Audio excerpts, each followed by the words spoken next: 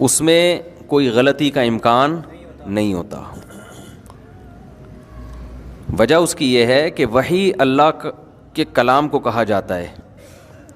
وحی کس کو کہا جاتا ہے؟ اللہ کے. تو مذہبی اسکالر اس کا پابند ہوتا ہے کہ کوئی ایسی بات نہ کرے جو اللہ کی تعلیمات کے خلاف ہوں. اس میں غلطی کا امکان ختم ہو گیا. اب الا یہ کہ وہ بیان ہی غلط کر رہا ہو, وہ بات قرآن و سنت میں ہونی اور اپنے پیٹ سے بیان کر رہا ہو, وہ تو ایک پھر خیانت ہوگی نا.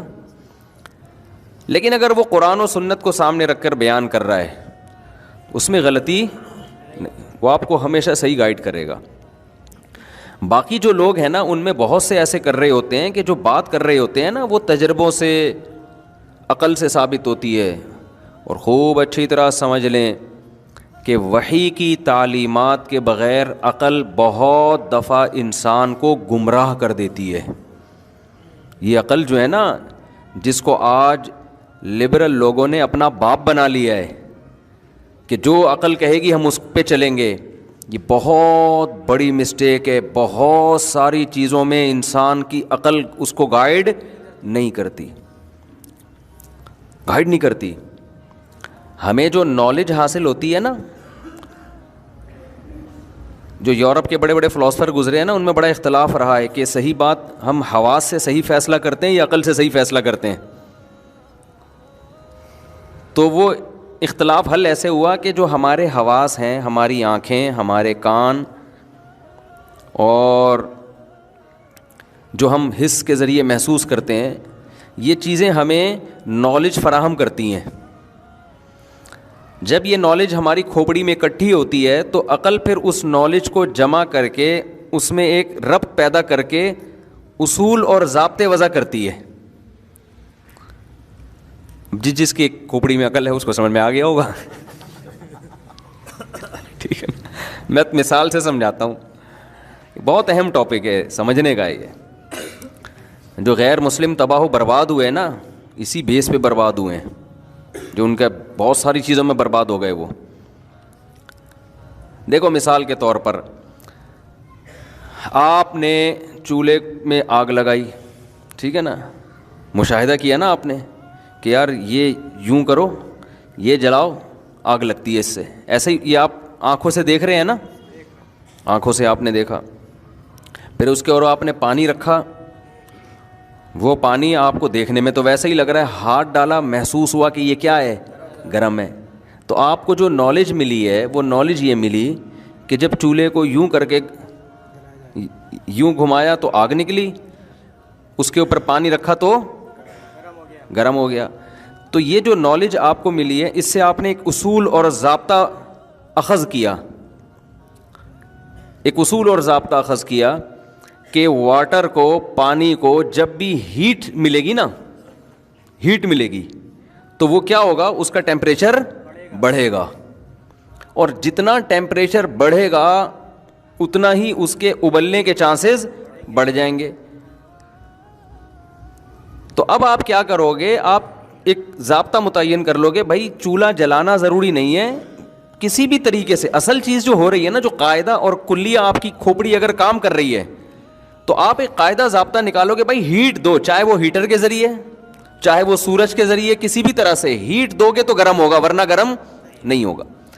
اور جو بے عقل لوگ ہوتے ہیں وہ کہتے ہیں کہ نہیں, پانی گرم کرنے کے لیے ضروری ہے کہ ایسے یوں کر کے ماچس جلائی جائے, یوں کر کے چولہا جلایا جائے, یوں کر کے دیگچی کے اوپر رکھا جائے, ورنہ کسی کا باپ بھی پانی گرم نہیں کر سکتا, چونکہ ہمارا مشاہدہ ہے کہ ایسے گرم ہوا تھا. ابے بھائی تمہارا مشاہدہ ہے ایسے گرم ہوا تھا, لیکن کھوپڑی ہوتی نا تو گرم ہونے کی وجہ سمجھ میں آتی کہ ہیٹ کی وجہ سے ہو رہی ہے. تو اصول اور ضابطہ جو سائنسدان تجربے کر کر کے نکالتے ہیں نا, یہ مشاہدہ کیا, وہ مشاہدہ کیا, وہ اس سے کلیات ہوتے ہیں. نیوٹن نے جو کام کیا تھا, دیکھو نیوٹن کے دماغ میں عقل تھی تو کیا ہوا ہے, اوپر سے سیب نیچے آ کے کھوپڑی پہ گرا تھا نیوٹن کی, یا دائیں میں گرا تھا, سر پہ گرا تھا, سر پہ گرا. نیوٹن کی آنکھوں نے دیکھا سیب اوپر سے کہاں آ رہا ہے, نیچے آ رہا ہے. یہ جو نالج اس کو دی کس نے دی, آنکھوں نے. حواس ہے نا, حس ہے نا, آنکھ جو قوت بصارت, یہ حس نے کام کیا, یہ نالج دی اس نے. اور جب وہ کھوپڑی پہ لگی تو ظاہر ہے جب بھی کسی کے کھوپڑی پہ کوئی چیز پڑتی ہے تو بات کھوپڑی میں، سیب کھوپڑی میں جائے نہ جائے بات کھوپڑی میں آ جاتی ہے. تو نیوٹن نے اس معلومات سے یہ نتیجہ اخذ کیا کہ یار کلیہ نکال لیا، عقل استعمال کی. جنہوں نے عقل استعمال نہیں کی انہوں نے کہا سیب اوپر سے آیا کھوپڑی پہ لگا، نالج ملی ان کو کہ بھائی سیب اوپر سے آ کے لگتا کہاں ہے، اگر نیچے سر ہو تو سر پہ لگے گا. تو ان کے پاس جو نالج آئی وہ یہ نالج آئی کہ سیب اوپر سے نیچے آ کے کھوپڑی پہ لگتا ہے. بس کوئی ضابطہ اور کلیہ نہیں نکالا انہوں نے. بہت زیادہ ضابطہ نکال لیتے تو یہ نکال لیتے اوپر یوں کر کے پھینکو تو نیچے آئے گا، بس یہ ضابطہ نکال لیتے. نیوٹن کی کھوپڑی نے بہت زیادہ کام کیا، عقل. تو عقل نے ایک کلیہ وضع کیا کہ بھائی یہ اوپر سے نیچے کیوں آ رہا ہے، نیچے سے اوپر کیوں نہیں جا رہا. تو زمین میں کون سی ایسی چیز ہے جس کی وجہ سے نیچے آ رہا ہے. تو اس نے دیکھا بھائی زمین ایک بہت بڑے حجم والا ایک کثافت ہے اس کے اندر. تو اس نے تجربے اور مزید کچھ مشاہدے کر کے نتیجہ نکالا کہ کسی بھی چیز میں جتنی کمیت ہوگی نا کسی چیز کی اتنی ہی اس میں کشش ہوگی.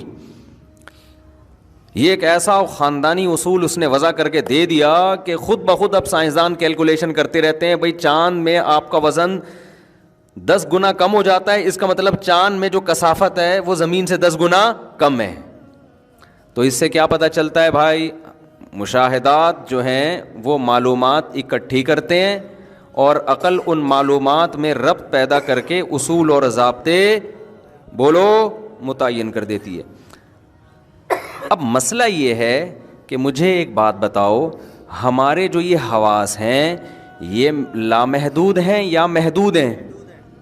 بولو نا، لمٹ ہے نا ان کی ایک. تو عقل جو ضابطے متعین کرے گی وہ بھی لمٹ ہوگی ان کی، یا وہ ہر چیز میں ٹانگ اڑائے گی عقل جا کے؟ جو چیز آپ کے مشاہدے میں نہیں آ رہی سائنسدانوں کے، جو سماعت میں نہیں آ رہی، جو محسوس کرنے میں نہیں آ رہی، اور زیادہ تر اس کائنات میں 0.0000001% بھی چیزیں ایسی نہیں ہیں جو انسان مشاہدہ کر رہا ہو، سن رہا ہو یا وہ محسوس کر رہا ہو. تو وہ اس پوری کائنات کے بارے میں ہر چیز میں اصول اور ضابطے کیسے وضع کر سکتا ہے؟ سمجھ میں آ رہی ہے بات کہ نہیں آ رہی ہے؟ یہ تو ممکن ہی نہیں ہے. اور اب سائنس نے یہ اعتراف بھی کر لیا ہے. جب مادے کو توڑا نا انہوں نے، ایٹم کو توڑا ہے، پہلے تو یہ دعویٰ کیا گیا تھا نیوٹن کے دور میں کہ اس کائنات کی حقیقت تک ہم پہنچ سکتے ہیں تجربہ اور مشاہدات کی بیس پہ. سمجھ میں آ رہی ہے بات؟ آئنسٹائن نے جو آ کے تھیوری پیش کی نا، اس نے کہا اس کائنات کو کسی کا باپ بھی نہیں سمجھ سکتا. اس نے یہ الفاظ نہیں تھے، کوئی سائنس کا طالب علم کیا اس نے کہاں لکھا ہے باپ کا لفظ دکھاؤ. یہ ہمارا اپنا کراچی کا اسٹائل ہے بھائی، ہم اسی طرح بات سمجھاتے ہیں. ہم اگر سائنسدان بھی ہوتے تو ہم کہتے نیوٹن نے تو کہا تھا نا جو چیز متحرک ہے ہمیشہ متحرک رہے گی جب تک روکنے والا ہو. ہم سائنسدان ہوتے ہیں کسی کا باپ بھی اس کو نہیں روک سکتا. ہمارے اپنے اسٹائل ہے بھائی سائنسی تھیوری پیش کرنے کے. اور جو رکی ہوئی ہے کسی کا باپ بھی. اور پھر مثال اس نے تو نیوٹن نے کوئی چیزوں کی مثال دی ہوتی، ہم لوگ کراچی کے لڑکوں کی مثال دیتے. دیکھو یہ پوستی 12 بجے تک سو رہا ہے، کسی کا باپ اس کو اٹھا سکتا ہے؟ تو یہ پڑا رہے گا قیامت تک جب تک اس کا ابا اس کو دھکا دے کے گھر سے باہر اسکول کے لیے یا کاروبار کے لیے یا ملازمت کے لیے نکالے گا نہیں. تو ہمارا مقصد سائنسی نظریہ سمجھانا ہے، ہم جو جس طرح بھی مقصد بات سمجھ میں آنا چاہیے. تو اس نے جو آئنسٹائن نے جو پیش کیا نا وہ کیا تھا کہ بھائی وہ جب یہ سائنسدانوں نے توڑا ہے نا چیزوں کو، پہلے یہ تھا کہ بھئی ایک ایٹم ہے تو پھر ایٹم سمجھ میں آ جائے گا تو اوپر کی چیزیں پھر یہ جڑی ہیں. تو جب ایٹم کو جا کے توڑا ہے تو وہ اور عجیب فلم نکلی. اس میں نیوکلیس، پروٹون، الیکٹران وہ حرکت کر رہے ہیں، روشنی کی سپیڈ سے حرکت کر رہے ہیں. تو وہ ایک ایک ذرے میں اتنی پیچیدگیاں ہیں. اور یہ نظریہ اضافت جو پیش کیا نا کہ ہم جب بھی کسی چیز کو کائنات میں ہم پہچانتے ہیں نا تو کسی دوسری چیز کی نسبت سے پہچانتے ہیں ہم. یہ بڑی خاندانی بات ہے. دیکھو ہم نے اگر کبھی روشنی نہ دیکھی ہوتی، اندھیرا ہی اندھیرا ہوتا، کبھی ہمیں روشنی سمجھ میں آتی کہ روشنی کسے کہتے ہیں؟ روشنی ہمیں سمجھ میں آ رہی ہے اندھیرے کی وجہ سے، اندھیرا ہمیں سمجھ میں آ رہا ہے روشنی کی وجہ سے. ہمیں جو گرمی کا احساس ہوتا ہے اس لیے کہ ہم نے سردی دیکھی ہوئی ہے. سردی کا جو احساس ہوتا ہے کس کی وجہ سے؟ اب سردی کو ڈیفائن کرنے کے لیے, ایکسپلین کرنے کے لیے گرمی کا تصور ضروری, اور گرمی کو ایکسپلین کرنے کے لیے سردی کا. کسی کو آپ گرمی سمجھانا چاہتے ہو, سردی دکھاؤ اس کو. سردی سمجھانا چاہتے ہو, گرمی دکھاؤ. تو کیا ایکسپلین کون کرے گا اس کو بیٹھ کے؟ صرف الگ سے گرمی کو کون ایکسپلین کر سکتا ہے؟ ہو ہی نہیں سکتی. بالکل ایسے ہے جیسے ایک آدمی سے کسی نے پوچھا تیرا گھر کہاں ہے؟ اس نے کہا وسیم کے گھر کے سامنے. اس نے کہا وسیم کا گھر کہاں ہے؟ اس نے کہا میرے سامنے. اس نے کہا دونوں کا کہاں؟ کہہ رہے آمنے سامنے. اب بتاؤ کسی کا باپ بھی اس لوکیشن پہ پہنچ سکتا ہے؟ بالکل یہی, یہ تو میں نے سادہ الفاظ میں سمجھایا ہے. یعنی اس نے یہ دعویٰ کیا کہ یہاں امور اضافیہ کہتے ہیں ان چیزوں کو کہ ایک چیز کو سمجھنا دوسری چیز کے سمجھنے پر موقوف ہو. جب تک وہ سمجھ میں نہیں آئے گا یہ نہیں آئے گا, اور یہ نہیں آئے گا وہ نہیں آئے گا. تو پوری کائنات جو ہے نا اسی اصول پہ چل رہی ہے, اسی اصول پہ چل رہی ہے پوری کائنات. تو وہ جتنا اندر جاتے گئے نا سائنسدان بولتے گئے بھائی یہ کھوپڑی میں آنے والی چیز نہیں ہے. تو انہوں نے پھر یہ کہا کہ جو چیز کھوپڑی میں آ رہی ہے, جو ہماری سماعت میں, جو ہماری آنکھیں دیکھ رہی ہیں, ان کے بارے میں ہم نظریات وصول کر سکتے ہیں. اس سے آگے ہمیں جانے کی نہ اجازت ہے اور نہ اس کا ہمیں کوئی فائدہ ہوگا. لہذا اس کائنات کی حقیقت کو پوری طرح سمجھنا, گویا کہ سائنسدانوں نے اعتراف کر لیا کہ یہ ممکن ہے ہی نہیں. تو یہ مادی چیزوں کو جب سمجھنا, یہ جو آپ کہتے ہیں نا میڈیکل سائنس نے اتنی, آپ کیا ساری دنیا کہتی ہے, ہم بھی کہتے ہیں اتنی ترقی کی ہے, تو یقیناً ترقی کی ہے. لیکن آپ نے دیکھا ہوگا کہ یوٹیوب پہ بھی کچھ ڈاکٹرز بیٹھے ہوئے ہوتے ہیں, وہ کہتے ہیں جدید تحقیق کے مطابق یہ ثابت ہو گیا کہ اس میں یہ ہے, اور اس خوراک میں یہ ہے, اور اس خوراک میں یہ ہے. یہ جدید تحقیق کب کی ہوتی ہے؟ اگر 2022 چل رہا ہے تو 2022 کی ہوگی, 2023 چل رہا ہے تو 2023 کی. جب اب جدید تحقیق آتی ہے نا تو 2020 والی تحقیق تیل لینے چلی جاتی ہے. حالانکہ جو 2020 یا 21 میں تھے وہ اس کو کیا سمجھ رہے تھے؟ جدید. لہذا جدید کا لفظ جہاں لگا ہوا ہو, لوگ سمجھتے ہیں کہ اس سے زیادہ مستند کوئی بات ہو نہیں سکتی. حالانکہ یہ بھی ایک امر اضافی ہے, اس کو ہم جدید کہہ رہے ہیں پرانے کی نسبت. جب مزید اگلا سال آئے گا تو یہ جدید نہیں رہے گی, یہ کیا بن جائے گی؟ پرانی. تو جس پرانی کو آپ نے, جس تحقیق کو, ریسرچ کو کچرے کے ڈبے میں پھینکا نا آپ نے پرانی کہہ کے, اس کا مطلب 2023 والی تحقیق بھی پرانی ہو کے ابھی سے کچرے کے ڈبے میں پھینک دو آپ اس کو. نہیں آئی بات سمجھ میں؟ اب سوال پیدا ہوتا ہے جب ہم نے ساری تحقیقوں کو کچرے کے ڈبے میں ہی پھینکنا ہے تو تحقیق تمہارا پھر وہی باپ کرے گا معذرت کے ساتھ. کون سی تحقیق پر عمل کریں پھر ہم؟ بھائی عمل کرنے کے لیے تو جدید تحقیقی, کیونکہ ہمارے پاس اس کے علاوہ کوئی آپشن نہیں ہے, لیکن اس پر اندھا اعتماد کرنے کی آپ کو اجازت نہیں ہے. اس پر عمل اس لیے کیا جائے گا کہ بھائی بڑے ضرر سے بچنے کے لیے چھوٹا ضرر برداشت کیا جاتا ہے, کہ اب ہمیں نہیں پتا, پرانی تو پرانی ہو چکی ہے, اس کا امکان ہے کہ شاید یہ ثابت رہے, لیکن اس کا بھی امکان ہے کہ یہ بھی چینج ہو جائے. تو یہ جو تحقیقات بدلتی چلی جا رہی ہیں, یہ کتنا بڑا اعتراف ہے سائنس کا کہ ہم بہت ساری چیزوں میں یقینی طور پر کوئی دعویٰ نہیں کر سکتے. وجہ کیا ہے؟ انسان کی باڈی کا سسٹم اس قدر پیچیدہ ہے, اس قدر پیچیدہ ہے کہ کمال کی بات میں آپ کو بتاؤں, یہ سارا تجربات کی بیس پر علم اخذ کیا جاتا ہے کہ فلاں کے ساتھ ایسا کیا تھا تو یہ ہوا تھا. تو مطلب یہ کہ جو خدا کا بنایا ہوا پہلے سے سسٹم ہے اس کو درست مان کر نتیجے اخذ کیے جا رہے ہیں. یہ نہیں ہو رہا کہ نتائج اخذ کر کے اس سسٹم کو غلط قرار دیا جا رہا ہے. مثال کے طور پر چولہا گرم کرنے سے پانی گرم ہوتا ہے, تو یہ آپ نے گرم کر کے دیکھا تو آپ نے کہہ دیا کہ پانی گرم ہوتا ہے. سمجھ میں آ رہی ہے بات؟ یہ آپ نے دیکھ لیا نا. اب اس کی بھی آپ بہت گہرائی میں جاؤ گے تو نہیں سمجھ میں آئے گا کیوں ہوتا ہے یہ. اب کوئی سائنسدان زیادہ گہرائی میں جائے گا, وہ کہے گا ہیٹ سے مالیکیول کا آپس کا ڈسٹینس بڑھتا ہے, اس لیے بھاپ بن جاتی ہے تھوڑی دیر میں. سوال پیدا ہوتا ہے بڑھتا کیوں ہے ہیٹ سے؟ تو کہیں نہ کہیں ہو سکتا ہے اس کا بھی جواب ہو, لیکن ایک پوائنٹ ایسا آ کے جا کے سائنسدان کہتا ہے کہ یہ ہوتا ہے, کیوں ہوتا ہے مجھے معلوم نہیں ہے. یہ میں کہنا چاہ رہا ہوں آپ سے, سمجھ میں آ رہی ہے بات؟ آخر میں آ گیا خدا کا بنایا ہوا نظام ہے جس کو وہ لا آف نیچر کہہ دیتے ہیں. نیچر کا ہم کہتے ہیں یہ نیچر ویچر خود سے کچھ نہیں ہوتی. نیچر میں ہے نا اتنا زبردست ضبط جو پیدا ہو گیا نا، ربط ان کا اتنا بہترین ربط ہے، یہ آٹومیٹیکلی ہو ہی نہیں سکتا. تو میں آپ سے جو عرض کر رہا ہوں نا کہ ایک تو ہے یہ جو مادی سائنس ہے، اس کے بارے میں سائنسدانوں نے ہتھیار ڈال دیے ہیں. ایک ہے سوشل سائنس، ہماری سماجی زندگی.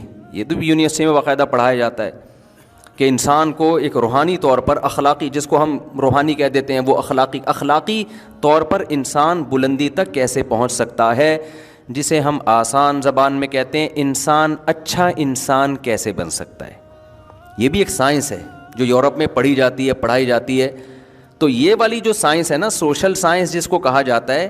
ایک ہے میڈیکل سائنس، ڈاکٹر کیا کرے گا، آپ کی صحت کو سائنس کی روشنی میں اچھا کر دے گا، ڈولے شولے بن گئے آپ کے، کولیسٹرول فری ہو گئے آپ، یعنی اتنا کولیسٹرول جتنا ضروری ہے، ویٹ آپ کا بنا دیا، لیکن اس سے اچھا تھوڑی بن جائے گا.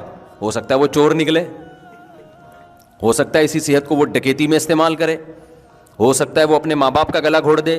تو اچھا بنانے کے لیے یورپ نے جب مذہب کو نکالا نا اپنی یونیورسٹیوں سے، عیسائیت سے بغاوت کی انہوں نے، تو اچھا بنانے کے لیے انہوں نے کیا طریقہ اختیار کیا کہ انسان کو اچھا بچہ بنانے کے لیے بھی ایک عقل کی روشنی میں اور حواس کی روشنی میں ایک علم وضع کیا جس کو سوشل سائنس کہا جاتا ہے کہ بھئی اس کے بنا بھی کیا مشاہدے پر ہے. تو مشاہدات کی روشنی میں ہم یہ فیصلہ کریں گے، تجربات کی روشنی میں، مشاہدات کی روشنی میں ہم ایکسپلین کریں گے کہ اچھے کی ڈیفینیشن کیا ہے اور اچھا انسان کسے کہتے ہیں.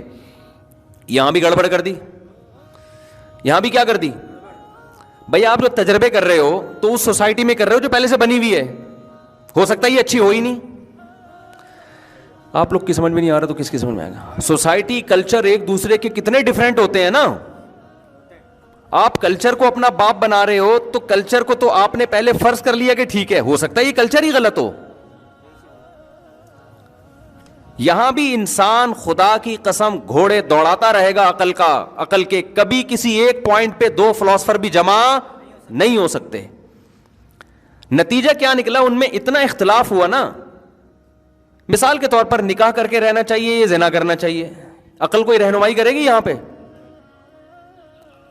کچھ لوگ کہیں گے نہیں جی جوڑوں کی شکل میں رہنا چاہیے، نکاح ہو، اس سے تمیز ابا اماں چچا ماموں وجود میں آتے ہیں. دوسرے کہتے ہیں نہیں آتے تو کیا ہو جائے گا ٹھیک ہے نا، اگر زنا کر لیں تو کیا، یہ تو مذہبی لوگوں نے کہا ہے زنا بری چیز ہے تو ہم رہ لیتے ہیں، ہم کیا ضرورت ہے.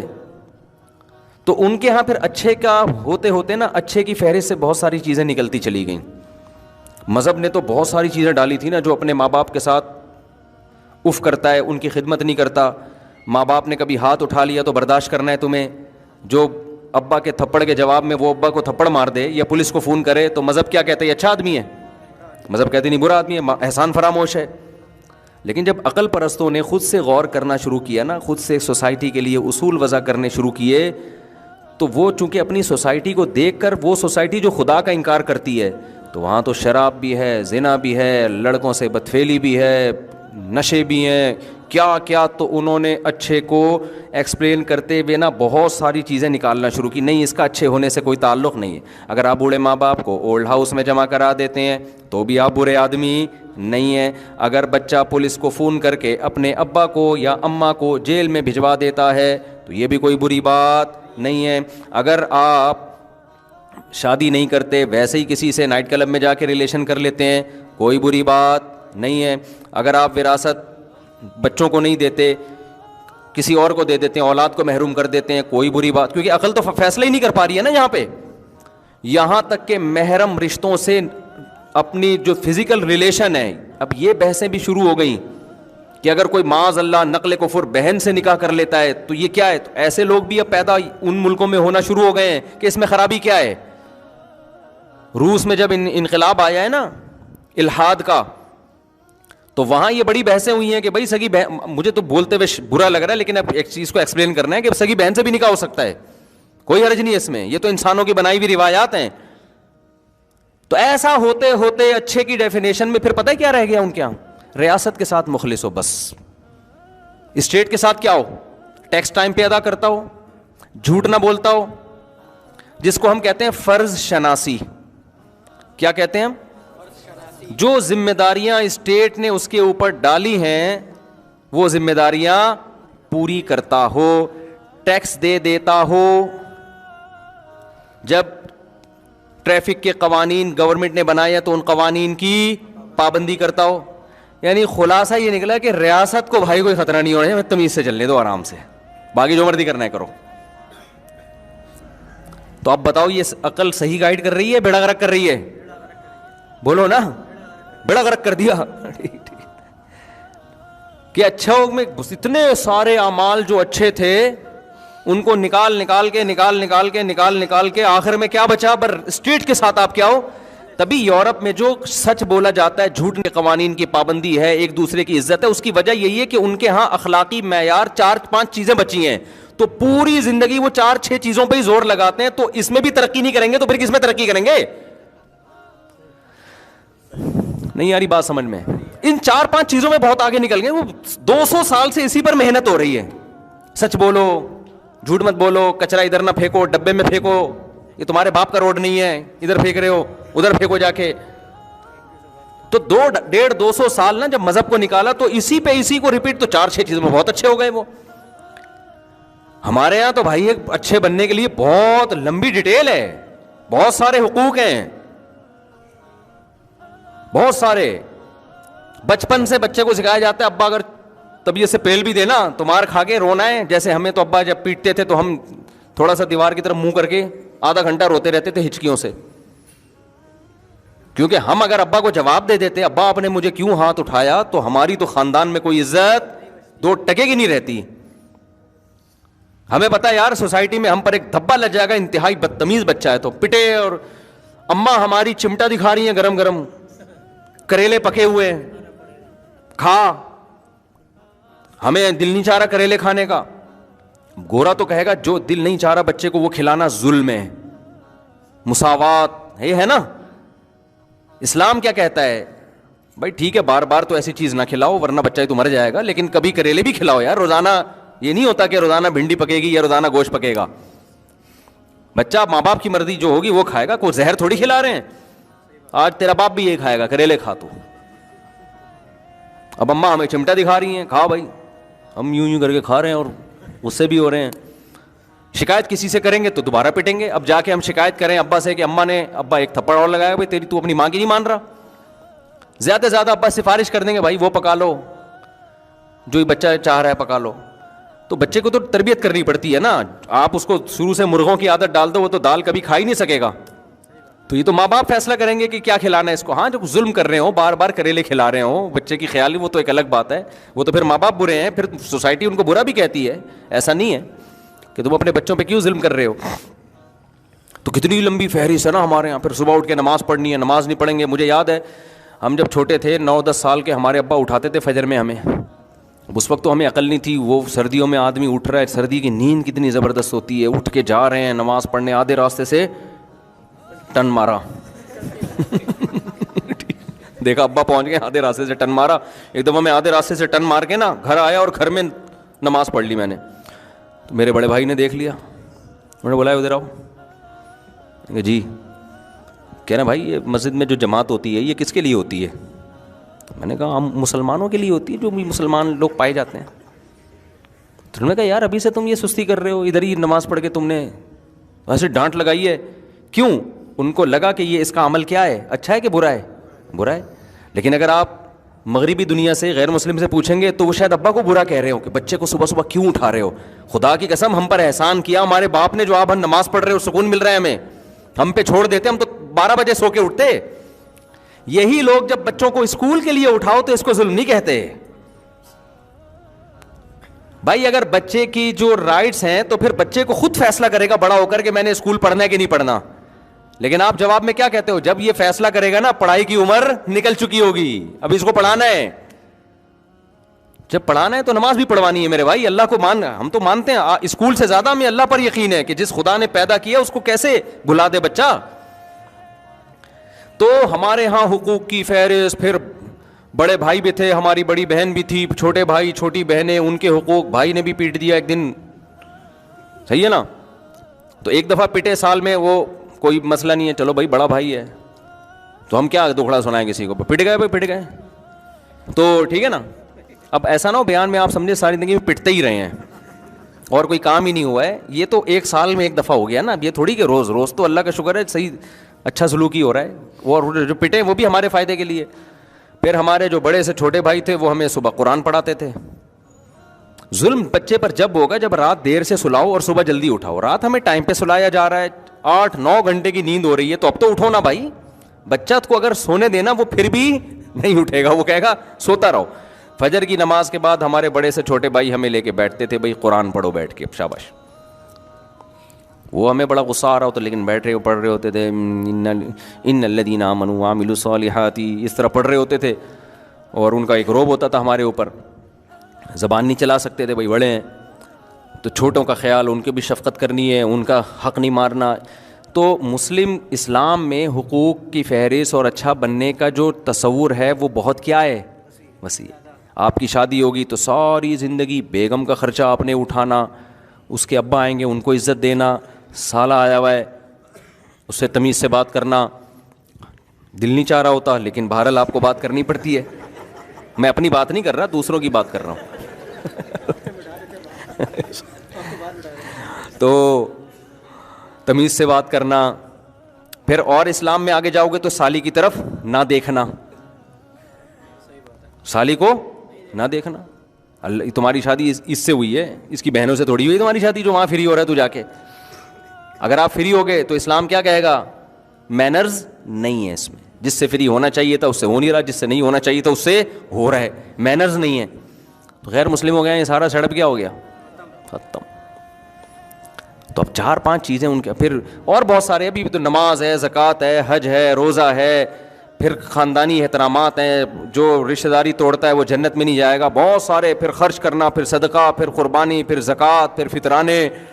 اتنی لمبی ہے کہ وہ, تبھی تو اتنی موٹی موٹی فقہ کی کتابیں ہوتی ہیں جو اسلامی قانون ہیں, اتنی موٹی موٹی جلدوں میں, وہ سب اسلامی لاء ہے. تو اس لیے بھائی وہ 4-5 چیزیں نہیں ہیں ہمارے یہاں, بہت ساری ہیں. تو اب پورا زور 4-5 چیزوں میں نہیں ہے, وہ 4-5 ہمارے یہاں نارمل اسٹائل میں پائی جاتی ہیں, بہت زیادہ اچھی نہیں ہے. لہذا سگنل کی پابندی کرتے ہیں, کبھی دیکھا آنکھ مٹکا ادھر ہو کوئی نہیں ہے تو توڑتے ہوئے نکل لی ہے. سمجھ میں آ رہی ہے بات؟ تو یہ غلط ہے, نہیں کرنا چاہیے. لیکن وہ جو چیزیں غلط کر رہے ہیں نا, اتنی خطرناک حد تک ہم غلط نہیں, ان بھی نشہ نہیں کر رہے ہم. وہ روڈ ٹریفک کے قوانین کی پابندی کرتے ہیں لیکن پیتے ہیں. پینے کی وجہ سے پابندی کے باوجود 6-8 بندے پیلتے ہوئے نکل جاتے ہیں وہ پی کے.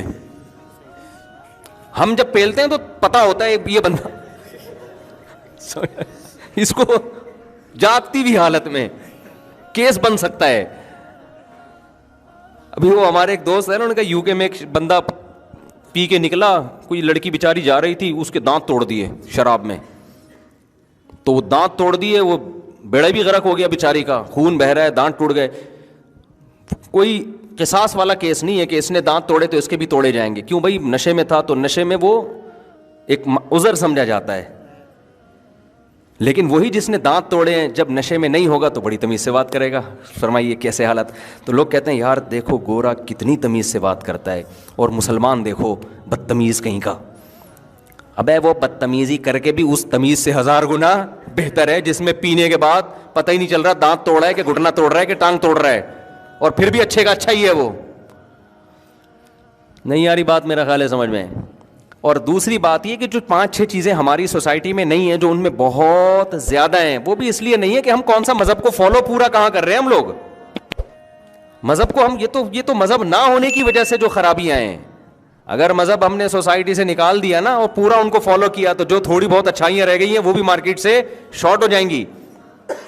سمجھتے ہو کہ نہیں سمجھتے ہو؟ تو اس لیے یہ جو میں بات یہاں سے میں نے شروع کی تھی, جو موٹیویشنل اسپیکرز جن کے پاس مذہب نہیں ہے, ان کے پاس پاورفل موٹیویشن نہیں ہے. تو میرے پاس کلپ آتے رہتے ہیں نا, تو وہ میں آج اپنے بھانجے سے ذکر کر رہا تھا, ہم لوگ آ رہے تھے اکٹھے, تو میں نے کہا یار یہ موٹیویشن اسپیکر سب کی بات نہیں کر رہا بھائی, کوئی ایسا نہ ہو کسی اسپیکر کے ساتھ میرا کلپ چلا دیں کہ دیکھو اس کی بات کر رہے ہیں, ایسا کوئی نہیں ہے. اور میں نے بتایا بہت سے اچھا کام بھی کر رہے ہیں, لیکن اتنی بڑی بڑی باتیں کر رہے ہوتے ہیں نا بعض لوگ, ان میں چھوٹی بات تو ہے ہی نہیں ان کے پاس. چھوٹی موٹی تو بات, جب بھی ایک کلپ شروع ہوگا نا, ایک بات کان کھول کے سن لیں آپ لوگ, ایک دم آدمی کہتا ہے یار اب پتہ نہیں کیا چیز مارکیٹ میں آنے والی ہے. ایک بات ایک دم نا ایسا لگتا ہے جب بس اب تو ختم بھائی. اچھا یہ یوٹیوب اور فیس بک نے نا پوری دنیا کو ایک ہی صفحے پہ اکٹھا کر دیا ہے, اس کا بڑا فائدہ ہوتا ہے. اچھا میں ایسے کبھی کبھار اسپیکر کو سنتا ہوں, ایک بات نیچے پھر میں کرتا ہوں تو میرا کلپ کوئی آیا ہوا ہوتا ہے. اچھا اس طرح اس میں ایسا نہیں لگ رہا ہوتا کہ ایک بات کان کھول کے, مجھے اس میں ایسے لگ رہا ہوتا ہے نارمل وے میں نا, بس اتنا نہیں ہے بھائی, صحیح ہے نا, ہلکا پھلکا ہی ہے, کوئی بہت اچھے بننے کی ضرورت بھی نہیں ہے, بہت زیادہ کامیاب ہونے کی کوشش کرو, پیسہ کمانے کی. غربت میں مر گئے تو کوئی ٹینشن کی بات نہیں ہے. بھائی بس مجھے خود بڑی ٹینشن ختم ہو رہی ہوتی ہے نا سن کے یار کہ تم تمیز سے مسئلہ ہی حل کر دیا. سکسیس کی کوشش کرو, کامیابی کی نہیں ملتی بھاڑ میں جائے, ایسی کی تیسی. کامیابی گئی کہاں؟ دل لینے. کیا کرنا ہے بھائی, دنیا مسافر خانہ ہے میرے بھائی, خدا کو راضی کرو یار. سب سے آسان کام دنیا میں کیا ہے؟ ہمارا ویژن بہت کلیئر ہے, ہمارا دعویٰ بہت آسان ہے کہ ہمیں خدا نے پیدا کیا, اپنے لیے بنایا, اس کو خوش رکھو ایسی کی تیسی. سمجھ میں آ رہی ہے بات؟ کتنا آسان ہو گیا نا. جو کرنا ہے بھائی اس کو خوش کرنے کے لیے کرو, اور یہ یقین رکھو آپ جو کرو گے ہوگا وہ نہیں ہوگا کیا جو اللہ چاہے گا. آپ اس کو راضی رکھنے کی کوشش کرو, اس کے لحاظ سے اپنا ہدف بھی بناؤ, ویژن بھی بناؤ, محنت بھی کرو. محنت میں کوتاہی ہو جائے توبہ استغفار کرو. 100 بار بھی اگر کسی سے کوئی غلطی ہوتی ہے تو 100 بار بھی توبہ کرتا ہے, اللہ ایک بار بھی اسے مایوس نہیں کرتا. اچھا بننے کی کوشش میں لگے رہو. اگر اللہ خوش ہے, اور یہ یقین نہیں کرو کہ اللہ مجھ سے خوش ہے, ڈرتے رہو کہ ہو سکتا ہے مجھ سے ناراض ہو, لیکن امید بھی رکھو کہ ہو سکتا ہے مجھ سے خوش ہو. تو حدیث میں آتا ہے جس کی یہ کنڈیشن ہوگی نا اس کی بخشش لازمی ہوگی. اللہ کا یہ وعدہ ہے. کوشش میں لگا رہے, مایوس نہ ہو. بخشش کس نے کرنی ہے آخرت میں؟ اللہ نے کرنی ہے. تو جب بخشش اللہ نے ہمارے حضرت کتنے پرہیزگار تھے. حضرت فرماتے تھے کہ میں جب اپنے اعمال کو دیکھتا ہوں تو مجھے مایوسی ہونے لگتی ہے, لیکن پھر جب میں یہ سوچتا ہوں نا کہ بخشش اللہ کے ہاتھ میں ہے اور اللہ کی رحمت سے ہی ہوگی, تو اتنی خوشی ہوتی ہے کہ بھائی ہمارے لیے تو اللہ نے کتنا آسان راستہ کہ معاملہ اپنے ہاتھ میں رکھا ہے. ہم نالائقوں میں نہیں چھوڑا اللہ نے کہ تم جب تک تمہاری زندگی ہے یہ اصولوں پہ نہیں ہوگی وقت بخشوں گا ہی نہیں میں تمہیں. صحیح ہے نا. ہمیں کہا انسان کے بچے بننے کی کوشش کرو, بس تم لڑکھڑاتے یعنی پھسلتے پھسلتے بھی چلو گے, آؤ گے تو بخشنا کس نے ہے؟ میں نے ہے نا, میں نے بخشنا ہے. تو بس مجھے راضی کرنے کی کوشش میں لگے رہو. غلطی ہوتی ہے توبہ کرو, معافی مانگو. 100 بار غلطی ہوتی ہے 100 بار توبہ کرو. کوشش میں لگے رہو, اور اتنی امید میں بھی نہ آ جاؤ کہ گناہ کرو اور تمہیں خوف ہی ختم ہو جائے کہ یار جو مرضی کرتے رہو بخشش ہوگی. تو الایمان بین الخوف والرجا, امید اور خوف کے درمیان میں ہے. اور یاد رکھو اسی سے انسان کی زندگی خوش بھی گزرتی ہے. اگر امید اور خوف دونوں نہ ہو نا, خالی امیدیں ہوں تو انسان اترانے لگتا ہے. یہ بھی بے سکونی کا ذریعہ بنتی ہے چیز. خوف ہی خوف ہو تو نا امیدی ہونے لگتی ہے, یہ بھی بے سکونی کا ذریعہ بنتی ہے. اسلام نے وہ لائف اسٹائل دیا ہمیں اور وہ نظریہ اختیار کرنے کا حکم دیا جس سے ہماری زندگیوں میں بھی بیلنس رہے اور سکون رہے. اگر آپ کو خوف نہ ہو نا ہلکا پھلکا سا, تو چیزوں کے آنے کی خوشی بھی نہیں ہوتی. دیکھو غریب آدمی کو جب کوئی تحفہ دو کیسا خوش ہو جاتا ہے. مالدار کے پاس اتنا ہوتا ہے کہ اس کو آپ اگر نلی نہاری بریانی ڈال کے نیمبو نچوڑ کے کھلا دیں تو کیا اس کو ہوگا, یار یہ تو ہم کھاتے ہی رہتے ہیں. اور اگر غریب آدمی کے پاس کچھ آئے نہیں تو بھی ٹینشن میں جائے گا. تو دونوں چیزیں نا, فقر کا خوف اور غنا کی امید, یہ جب دونوں چیزیں ساتھ ساتھ چلتی ہیں تو خوشی اس وقت ہوتی ہے انسان کو. سمجھ میں آ رہی ہے بات کہ نہیں آ رہی ہے؟ تو وہ جب آتے ہیں نا کلپ, ایک بات کان کھول کے سن لینا, ایک دم میں ہل جاتا ہوں, پتہ نہیں کیا لے کر آئے گا نا مارکیٹ میں. تو لوگ بھی ایسا, پھر کلیپنگ ہو رہی ہوتی ہے. تو میں بہت دفعہ سن کے میں نتیجہ اخذ کرتا ہوں کہ رزلٹ کیا نکلا اس کا, کیا کریں ہم, کیا کریں. تو رزلٹ کوئی خاص نکلتا نہیں ہے, بس باتیں ہیں کرتے چلے جاؤ, وہ اگلے بھی سنتے ہیں ماشاء اللہ زبردست. ایک وہ ہمارے بھانجے نے ایک پوسٹ شیئر کی کہ ایک موٹیویشنل اسپیکر نے کہا کہ پیسہ ہی سب کچھ نہیں ہوتا. نیچے لکھا ہوا تھا یہ بات بتانے کے یہ 1.5 لاکھ روپے لیتا ہے. مجھے اتنی ہنسی آئی ہے نا, اتنی ہنسی آئی کہ میں نے اس کو شاباش دیا. میں نے کہا یار ایسا خاندانی کام کیا ہے نا. یہ ہرگز مطلب نہیں ہے کہ جو موٹیویشنل اسپیکر ورک شاپ کے پیسے لے رہا ہے تو غلط کر رہا ہے, یہ ٹھیک ہے, کوئی حرج نہیں ہے اس میں. لیکن بعض ایسے لالچی ہیں کہ منہ سے کوئی اچھا جملہ نکلوانے کے جب تک پیسے نہیں دو گے منہ سے پھوٹیں گے ہی نہیں کبھی کچھ. یہ تو لالچ ہے یا نہیں ہے یار؟ کبھی فری میں بھی کوئی اچھی بات کر دیا کرو. ہمارے ایک دوست ہیں سلیمان احمد, اللہ ان کی عمر میں برکت دے, وہ بھی موٹیویشنل اسپیکر ہیں, ورک شاپ کرواتے ہیں, دبا کے پیسے لیتے ہیں, بہت ساری جگہوں پہ فری میں کرا رہے ہوتے ہیں کہ یار ان غریبوں کے پاس بیچاروں کے پاس پیسے کہاں سے آئے. تو اچھا انسان صرف انہیں کو تو نہیں بنانا ہے نا, دوسروں کو بھی. انہوں نے ایک دینی ادارے کو ورک شاپ کروائی, 30 لاکھ روپے اس میں خرچ کیا اپنی جیب سے. سمجھ رہے ہیں کتنا روپے خرچ کیا؟ کہ یہ مدرسے کے طلبہ, ان بیچاروں کے پاس پیسے نہیں ہیں, تو کچھ اور ہیں بھی مذہبی اسکالر ہیں, وہ تو پڑھے ہوئے بھی ہیں, نفسیات بھی پڑھے ہوئے ہیں, تو انہوں نے کرائی کو اپنی جیب سے کیا خرچ کیا؟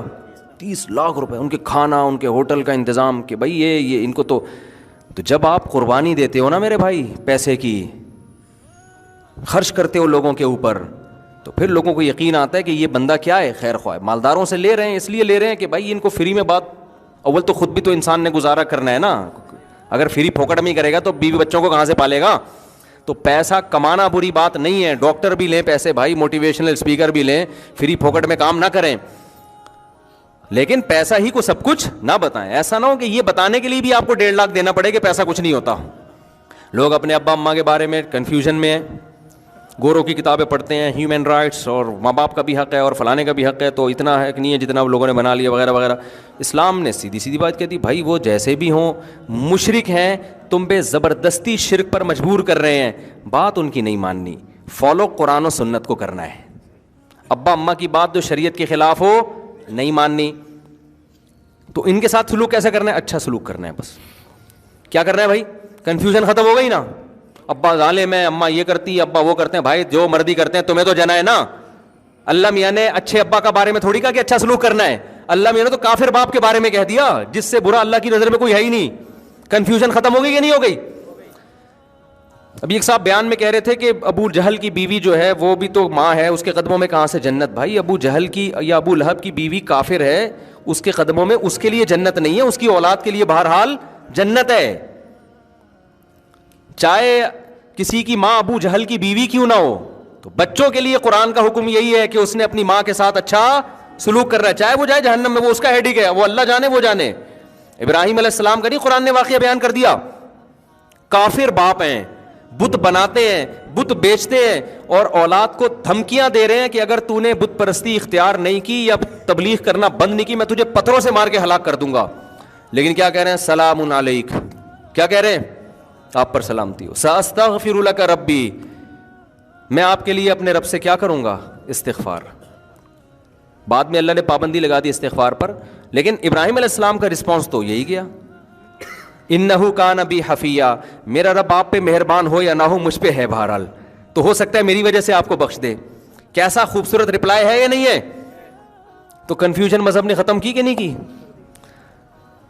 ہاں ایک اشکال آپ کو ہوگا کہ یار اتنا نیک بن کے ابا کے سامنے ہے بڑا مشکل کام, کیونکہ بعض دفعہ ابا بالکل ہی کنٹرول سے باہر ہوتے ہیں. اب اتنا ہی جھکے رہو گے تو کوٹتے رہیں گے, پیٹتے رہیں گے, دباتے چل. آج مسئلہ یہی ہے نا کہ جو بچہ شریف ہو, ماں باپ اسی کو دباتے چلے جاتے ہیں, دباتے چلے جاتے ہیں, دباتے چلے جاتے ہیں.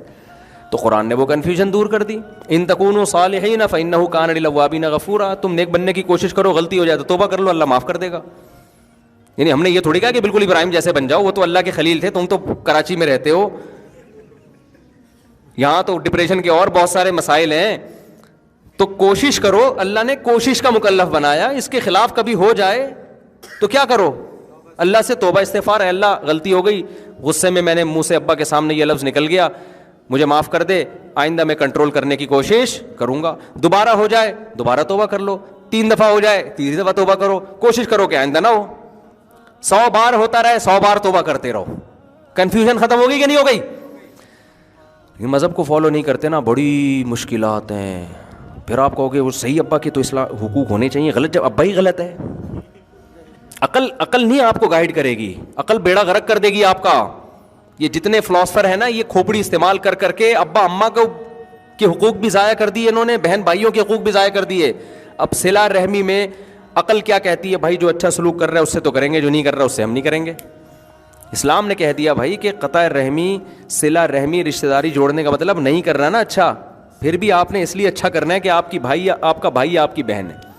ہاں یہ ضرور ہے کہ اچھا کرنے سے اگر نقصان ہونا شروع ہو جائے, قطع رحمی کا ذریعہ بنے, تو پھر تھوڑا ریزرو ہو جائے, کیونکہ مقصد تو اچھے سلوک کا جوڑنا تھا نا. اب وہ جوڑنے سے مزید ٹوٹ رہا ہے رشتہ, تو شریعت کا مقصد ہی حاصل نہیں ہو رہا نا. بالکل اس کی مثال ایسے جیسے باپ یا ماں اگر بہت زیادہ برا سلوک کر رہے ہوں, بہت ظلم کر رہے ہوں, تو ہم کہتے ہیں بھائی الگ ہو جاؤ. وجہ کیا ہے کہ اب ساتھ رہنے میں بجائے محبت, کیونکہ اسلام چاہتا ہے ماں باپ سے اچھا سلوک کرو, تو یہ جو قریب ہونا ہے یہ اچھے کے بجائے کس کا ذریعہ بن رہا ہے؟ برے سلوک کا. تو اس سے شریعت کا مقصد حاصل ہونے کے بجائے ضائع ہو رہا ہے. سمجھ میں آ رہی ہے بات؟ لیکن یہ جو آپ دور ہو رہے ہو یہ بھی اس لیے کہ سلوک کیا ہو آپ کا اچھا ہو, کیونکہ دور رہ کر آپ کو پتا ہے کہ میں نسبتاً بہتر سلوک کر سکتا ہوں. مقصد پھر بھی اس میں آپ کنفیوز نہیں ہو رہے, سمجھتے ہو, مقصد میں کنفیوز نہیں ہو رہے. بہت سارے اسلام کے احکام, نماز پڑھنی ہے آپ کو, یہ آپشنل نہیں ہے. روزہ رکھنا ہی رکھنا ہے آپ کو رمضان کا, یہ آپشنل نہیں ہے. زکوٰۃ نکالنی ہے. قربانی اگر واجب ہے تو کرنی ہی کرنی ہے. لوگوں سے مسکرا کے بات کرنی ہے, ٹھیک ہے نا. حدیث میں آتا ہے مسکرا کے بات کرنا صدقہ ہے. غصے میں کبھی اونچ نیچ ہو جائے تو استغفار کرنا ہی کرنا ہے. تو یہ بھی لچک بھی رکھی ہے, کیونکہ نیچرل ہے نا, نیچر ہے نا. تو انسان تھوڑی کوئی لوہے کا بنا ہوا ہے بالکل ایک دم سیدھا چلتا رہے گا, آڑے ترچے ہوتے رہو تو دوبارہ لائن پہ. اب ایک کراچی کی روڈوں پہ سفر جو کرتا ہے اس کو تو یہ مسئلہ بہت اچھی طرح سمجھ میں آتا ہے نا. آپ بتاؤ کراچی میں کوئی ایک مائی کا لال ایسا ہے جس نے ہمیشہ پورا روڈ پہ ہی سفر کیا ہو؟ کچے میں اتارنا پڑتا ہے آپ کو, کھڈا آ رہا ہے آگے, گٹر آ رہا ہے. ابھی میں نیو کراچی کے راستے سے جا رہا تھا تو وہ ایک اتنا بڑا گٹر کھلا ہوا ہے نا, اس سے ایسی نہریں بہہ رہی ہیں نا گٹر لائنوں کی. نیو کراچی میں دیکھا ہے آپ لوگوں نے آگے جا کے؟ میں نے اپنے جو میرے گارڈ تھے ان سے میں نے بولا کہ یار یہاں گاڑی روکتے ہیں. ابھی ہم نے سوئٹزرلینڈ کے ولاگ بنائے, پیرس کے بنائے, جرمنی کی آبشاریں. میں نے کہا بہترین ہو جائے گا یار. تو میں نے کہا دیکھو ایسا نہیں ہے کہ ہمارے پاس آپ جا کے دیکھو میرے مشورے پر. جب آپ نیو کراچی والے راستے سے گلشن معمار جاتے ہو نا, راستے میں پورا جو سوات کا دریا ہے نا, مذاق نہیں کر رہا میں, آپ سمجھو گے یہ دریا کے اتنا پانی گٹروں سے ابل رہا ہے. آج صبح اس میں ایک ٹرک الٹا ہوا تھا نا. اچھا میں روزانہ دیکھتے تھے اس میں ٹرک الٹ کیوں نہیں رہے. اتنے بڑے بڑے کنٹینر کی, آپ اس کی حوصلے کو داد دو ڈرائیوروں کے کہ اتنے بڑے بڑے کنٹینر, وہ بھی حوصلہ گورا ہوگا وہ چھوڑ چھاڑ کے چلا جائے گا بھائی, میں کنٹینر الٹ جائے گا, لیکن رسک لیتے ہیں ہمارے ڈرائیور, رسک لیتے ہیں. یار گزار کے دیکھو یار, اللہ بڑا مہربان ہے. ایسے یار میں تو یعنی وہ بھائی مجھے ڈر لگ رہا ہے یہ کنٹینر الٹے گا تو 25-30 آدمی یہاں ہلاک ہو جائیں گے. وہ لوگ بھی رسک لے رہے ہیں, وہ نیچے سے آرام سے گزر رہے ہیں. نہ ان کو ڈر لگ رہا ہے نہ کنٹینر والے کو ڈر لگ رہا ہے. تو میں حیران کہ یار یہ الٹا, آج دیکھا الٹا ہوا ہے, ایک پھنسا ہوا ہے وہاں پہ, آدھا یوں ہوا ہے 45 کے زاویے پہ نا, گرا بھی نہیں ہے اور اللہ نے ایمان کی برکت سے اس کو بچا لیا. ڈرائیور پتہ نہیں کہاں سے اترا ہوگا, دیکھا تھا نا, یہ بھی میرے ساتھ تھا, اس سے پوچھ لیں. یوں ٹرک یوں ہوا ہے. پھر ہم نے کہا اب تو راستہ ہی بند ہو گیا, کم از کم ایک آبشار کے بیچ میں سے ہم گاڑی لے کے جایا کرتے تھے. اب ہم گلیوں میں گھسے ہیں تو گلیوں میں گھس کے آگے جا کے گئے تو تمبو لگا ہوا ہے, کیونکہ کوئی کسی کو تمیز نہیں ہے. شادی کرنا ہے, عقیقہ کرنا ہے, روڈ بلاک کر کے تمبو لگا کے کھڑے ہو جاؤ. ایک طرف ہم پیرس سے ہو کے آ رہے ہیں, وہ خوبصورت مناظر, ٹریفک, تمیز. اپنے کراچی میں آئے تو آبشاروں کے اسٹائل کیا ہو گئے. تو ہم اتنی مشکل سے گاڑی گھما کے گلیوں میں گیا, وہ تمبو لگایا ہوا ہے آگے. بھائی پتہ نہیں کیا ہو رہا ہے, عقیقہ ہو رہا ہے, کسی کی بہن کی شادی ہو رہی ہے, کسی کی باپ کی شادی ہو رہی ہے, کیا ہو رہا ہے. ابھی کوئی تمیز نہیں ہے یار, یہ روڈ پہ تم نے لگا. پھر وہاں سے نکلے, پھر گھما کے اتنی مصیبت سے یوں کر کے کلاس میں 15 یا 20 منٹ میرا خیال ہے لیٹ پہنچاؤں گا. تو میں نے یہ سوچا کہ میں نے کہا یار یہاں ایک ولاگ بناتے ہیں ہم. کہ آئیے ہم پہلے, میں اس میں یہ کہوں گا آئیے آپ نے پیرس کی آبشاریں دیکھیں, ابھی تو ویسے دکھائی نہیں ہے, گرمیوں میں جائیں گے تو دکھائیں گے انشاءاللہ, اور سوئٹزرلینڈ میں. اور آئیے ہم آپ کو کراچی خوبصورت آبشار, اور پھر یوں کر دو آپ گٹر کے نا ابل کے, اتنے ابل رہے ہیں نا لائن سے. اور یہ جو ہمارا شاگرد ہے نا, یہ جو گارڈ ہے, یہ اس کا گھر ہے اس طرف. جب ابھی بارشیں نہیں ہو رہی تھیں تو اس نے کیا کیا ہے بیچارہ, اگلے دن میرے پاس آیا, کہہ رہا ہے میں بائک لے کے جا رہا ہوں, میں یہاں تک پانی میرے, اور 3 بوڑھے، ایک بیچاری بوڑھی عورت اور 2 بوڑھے آدمی پانی میں بہہ رہے ہیں. خیر بچا لیا ان کو زندہ. تو یہ حالات ہیں یار, آپ خود اندازہ لگاؤ. اللہ تو آپ شارے ہیں. تو شکر ہے خوشی اس پہ ہوئی کہ وہ مجھے اس پہ نہیں ہوئی تھی کہ گر گئے ہیں, غم اس خوشی بچنے کی ہوئی جب انہوں نے بتایا نا ان بوڑھوں کو ہم نے نکال لیا. تو یہ حالات ہیں. یہ بارش کے بغیر یہ آپ شارے ہیں. بارش ہو تو حسن کے مناظر, وہ تو ایسا مزہ ہوتا ہے کہ بھائی وہ تو سوئٹزرلینڈ تو کچھ بھی نہیں اس کے مقابلے میں. یہ حسن ہے ہمارے کراچی کا الحمدللہ. تو خیر کہاں سے کہاں بات چلی گئی یار, یہ کیا چل رہا تھا. بس بات کو ختم کرتا ہوں میں, بہت ہو گیا. ہاں تو میرے بھائی میں یہ بات کر رہا تھا کہ مذہب پہ چلو گے نا تو آپ کی کنفیوژن دور ہو جائے گی. آپ کو ایک ٹریک نظر آئے گا, یہ سیدھا راستہ ہے.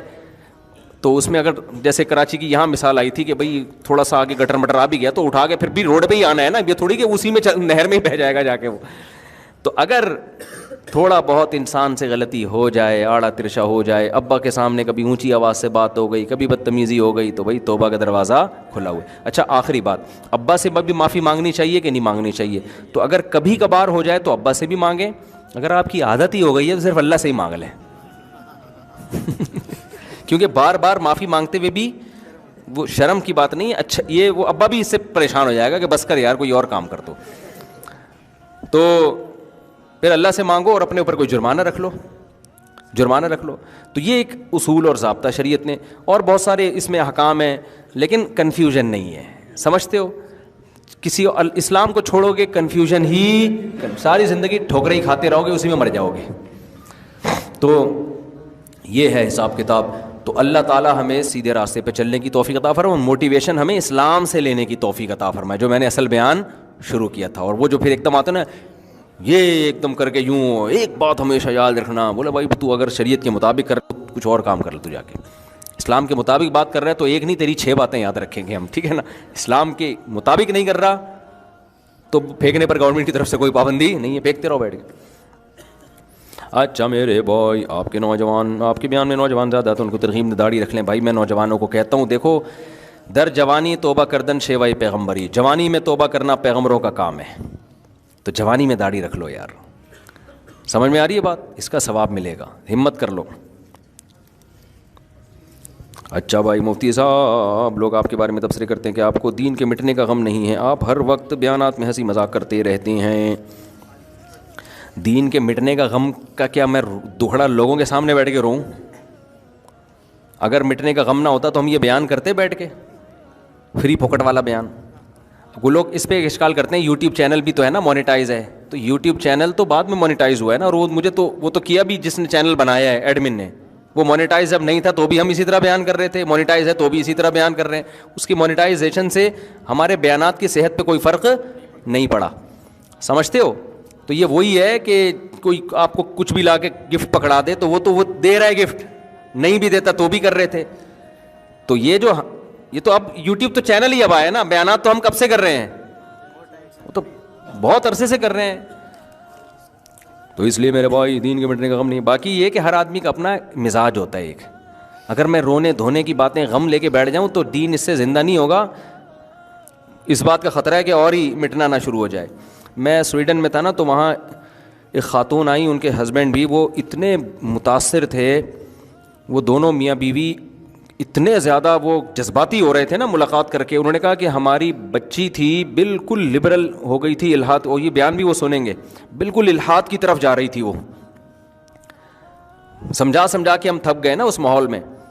یہ ایک کیس نہیں ہے, بہت سے لوگوں کے ایسے کیس ہیں. تو انہوں نے جب بیانات سننا شروع کیے تو آہستہ آہستہ کیا ہوا کہ تو کیونکہ سنتے ہی نہیں تھے, کسی کو سن ہی رہے تھے. تو ہر آدمی کا اللہ نے وہ اتنے یعنی شکریہ ایسا لگ رہا تھا ان بیچاروں سے ادا ہو نہیں رہا کہ کیسے ہم شکریہ ادا کریں. تو اگر میں نوٹس تیار کرنا یا ریکارڈ رکھنا شروع کر دوں نا, کتنے نوجوانوں نے توبہ کی ہے, کتنوں کی زندگیاں بدل گئیں, کتنوں کو اسلام کی توفیق ملی, کتنے غیر مسلم بھی مسلمان ہوئے ہیں بیانات سن کے, میں ریکارڈ رکھنا شروع کر دوں تو بہت موٹا رجسٹر تیار ہو سکتا ہے. لیکن میں یہ ریکارڈ رکھتا نہیں ہوں کہ اگر اللہ کے ہاں قبول ہے تو بغیر ریکارڈ کے بھی قبول ہے, قبول نہیں ہے تو ریکارڈ رکھ کے کرنا کیا ہے. ہمارے حضرت ریکارڈ رکھا کرتے تھے. جو لوگ بھی ہمارے حضرت کے بیان سن کے توبہ کرتے ان کا ریکارڈ رکھتے موٹیویشن کے لیے. لیکن میں نہیں رکھتا ریکارڈ. تو ایسا نہیں ہے کہ فائدہ نہیں ہے، الحمدللہ بہت. باقی یہ کہ میں ہنسی مذاق تو بھائی جو اپنا انسان مزاج چینج نہیں کر سکتا. میں نے کبھی بیان میں کسی کی نقل مارنے کی کوشش نہیں کی، وہ ایسا کرتا ہے تو میں بھی ایسا کروں. ہمارا اپنا اسٹائل ہے، اس کا اپنا اسٹائل ہے. اور دوسرے علماء بھی کام کر رہے ہیں الحمدللہ، وہ زیادہ اچھا کام کر رہے ہیں، ہم ان جیسا کام کر نہیں رہے ہیں، کر نہیں سکتے، نہ کر رہے ہیں. تو وہ زیادہ اچھا کر رہے ہیں، تو زیادہ تر لوگوں کو تو انہی سے فائدہ ہو رہا ہے. ابھی میں حضرت فیروز میمن صاحب کے پاس گیا ملاقات کے لیے، بڑے بزرگ ہیں ماشاءاللہ. میں تو لوگوں کو ان سے بیعت کا بھی مشورہ دیتا ہوں کہ بڑے بڑے بدماشوں کو انہوں نے سیدھا کیا ہے. ان کے بیانات میں اتنا مذاق نہیں ہوتا، وہ رلاتے بھی ہیں، مزاح بھی کرتے ہیں لیکن رلاتے زیادہ ہیں. اور میرے جو پرانے بیانات ملیں گے نا آپ کو 2000 سے پہلے کے، ان میں رونا زیادہ تھا. پھر جب سے میری شادیاں ہوئی ہیں نا تو جتنا رونا، آپ سمجھے کہ شادی کے بعد میں بہت خوش ہو گیا. ہوا یہ کہ شادی کے بعد جو میں رونا شروع ہوا نا، یعنی اللہ معاف فرمائے، تو میں نے کہا یہاں بھی روں گا گھر میں بھی روں گا، تو پھر یہ عجیب سی بات ہو جائے گی نا، دونوں جگہ نہیں رو سکتا آدمی. اور مجھے پھر شادی شدہ لوگوں کے غموں کا اندازہ بھی ہوا. میں نے کہا یار بیانات میں نا رلاؤ نہیں، کیونکہ پہلے ہی گھر میں رو رہے ہیں یہ لوگ. گھر میں عورتیں بھی رو رہی ہیں، مرد بھی رو رہے ہیں، سارے رو رہے ہیں، تو مسجد میں بھی رلاؤ گے تو یہ تو نسل بھاگ جائے گی. لیکن یہ سب چیزیں تو ایسے ہی باتیں، اصل ہے مزاج. ہمارا مزاج جو لوگ جانتے ہیں وہ نارمل بھی ایسے ہی ہے جیسے یہاں ہے، ٹھیک ہے نا. ہماری جو مدرسے میں استاذ ہیں، ان کے جو ہماری دوستی ہیں، یا اپنے ہمارے دوستوں سے پوچھ لو، جیسے ہم ادھر ہیں ممبر پہ بھی ہم ویسے ہی. مجھ سے آرٹیفیشل طور پر یہ سنجیدگی ہوتی نہیں ہے کہ میں تمیز سے نا ایک دم میں آؤں کہ ایک بات کان کھول کے یاد رکھو. مجھ سے تو یہ ہوتا نہیں ہے. ایک بات کیوں بھائی، جتنی باتیں کر رہا ہوں ساری کان کھول کے سن. فلاں نے میں فرمایا، پھر یوں فرمایا، تو یوں فرمایا. تو ابھی میں کچھ سناؤں گا تو پھر لوگ ان کی طرف چلے جائیں گے نا، وہ پھر غلط ہو جائے گا. ورنہ بڑا زبردست ایک چیز سنانے والا تھا آپ کو.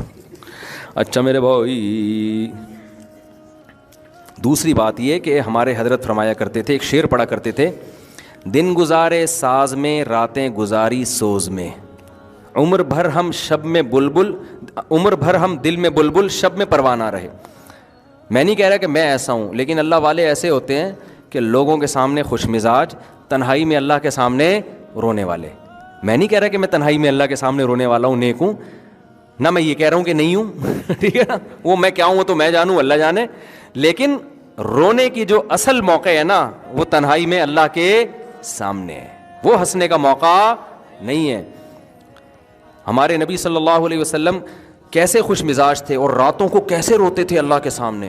امی عائشہ فرماتی ہیں ہانڈی کے ابلنے کی آواز آتی تھی، لیکن دن میں کیسے خوش مزاج. حضرت ابو ہریرہ رضی اللہ عنہ فرماتے ہیں میں نبی سے جب بھی ملا ہوں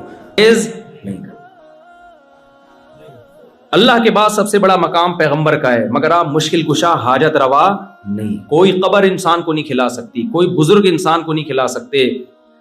تو دیکھو میرے پاس ایک فالج زدہ انسان کا فون آیا کہ میں علاج کراتے کراتے پریشان ہو گیا ہوں، علاج نہیں ہو رہا، مجھے کسی نے بتایا فلاں مزار پہ جانا ہے، وہاں بابا ہیں، وہ وہاں جاؤ گے تو ٹھیک ہو جاؤ گے.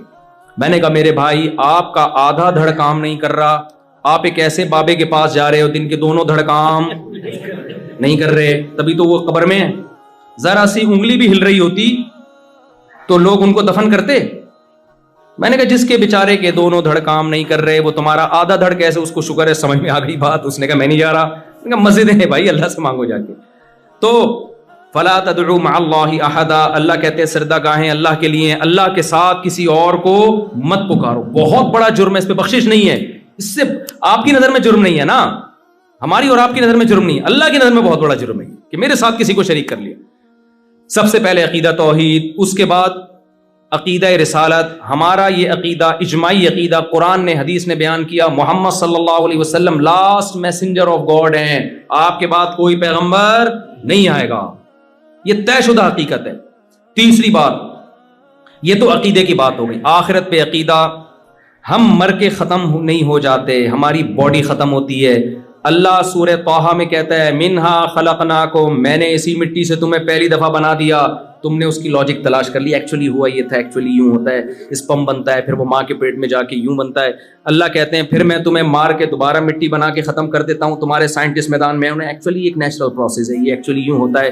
اللہ کہتے ہیں میں تمہیں اب دوبارہ ریورس کر کے انسان بناؤں گا. سائنسدان کہتے ہیں ایکچولی یہ ممکن نہیں ہے. اللہ کہتے ہیں کہ جس نے پہلی دفعہ کیا نا اس نے سائنسدانوں سے پوچھ کے نہیں کیا، اپنی قدرت سے 9 مہینے میں ماں کے پیٹ میں منی کا قطرہ، ایک اسپم جاتا ہے ماں کے پیٹ میں، اس میں 9 مہینے کے اندر اس پانی میں آنکھ، ناک، کان، دل، دماغ، جگر، گردے، پھیپھڑے، کلیجی بنتی ہے، پورا انسان بن کے باہر نکلتا ہے۔ ماں روٹی کھاتی تھی، اس سے پہلے بچے کی آنکھ، ناک، کان بن رہے تھے، برین بن رہا تھا۔ اب جب بچہ دنیا میں آیا اسی روٹی سے دودھ بن رہا ہے، اور وہ دودھ ماں کی چھاتیوں میں جا رہا ہے، اور بچے کو پتا ہے مجھے دودھ کہاں سے ملے گا، میرے حلق میں کیسے اترے گا۔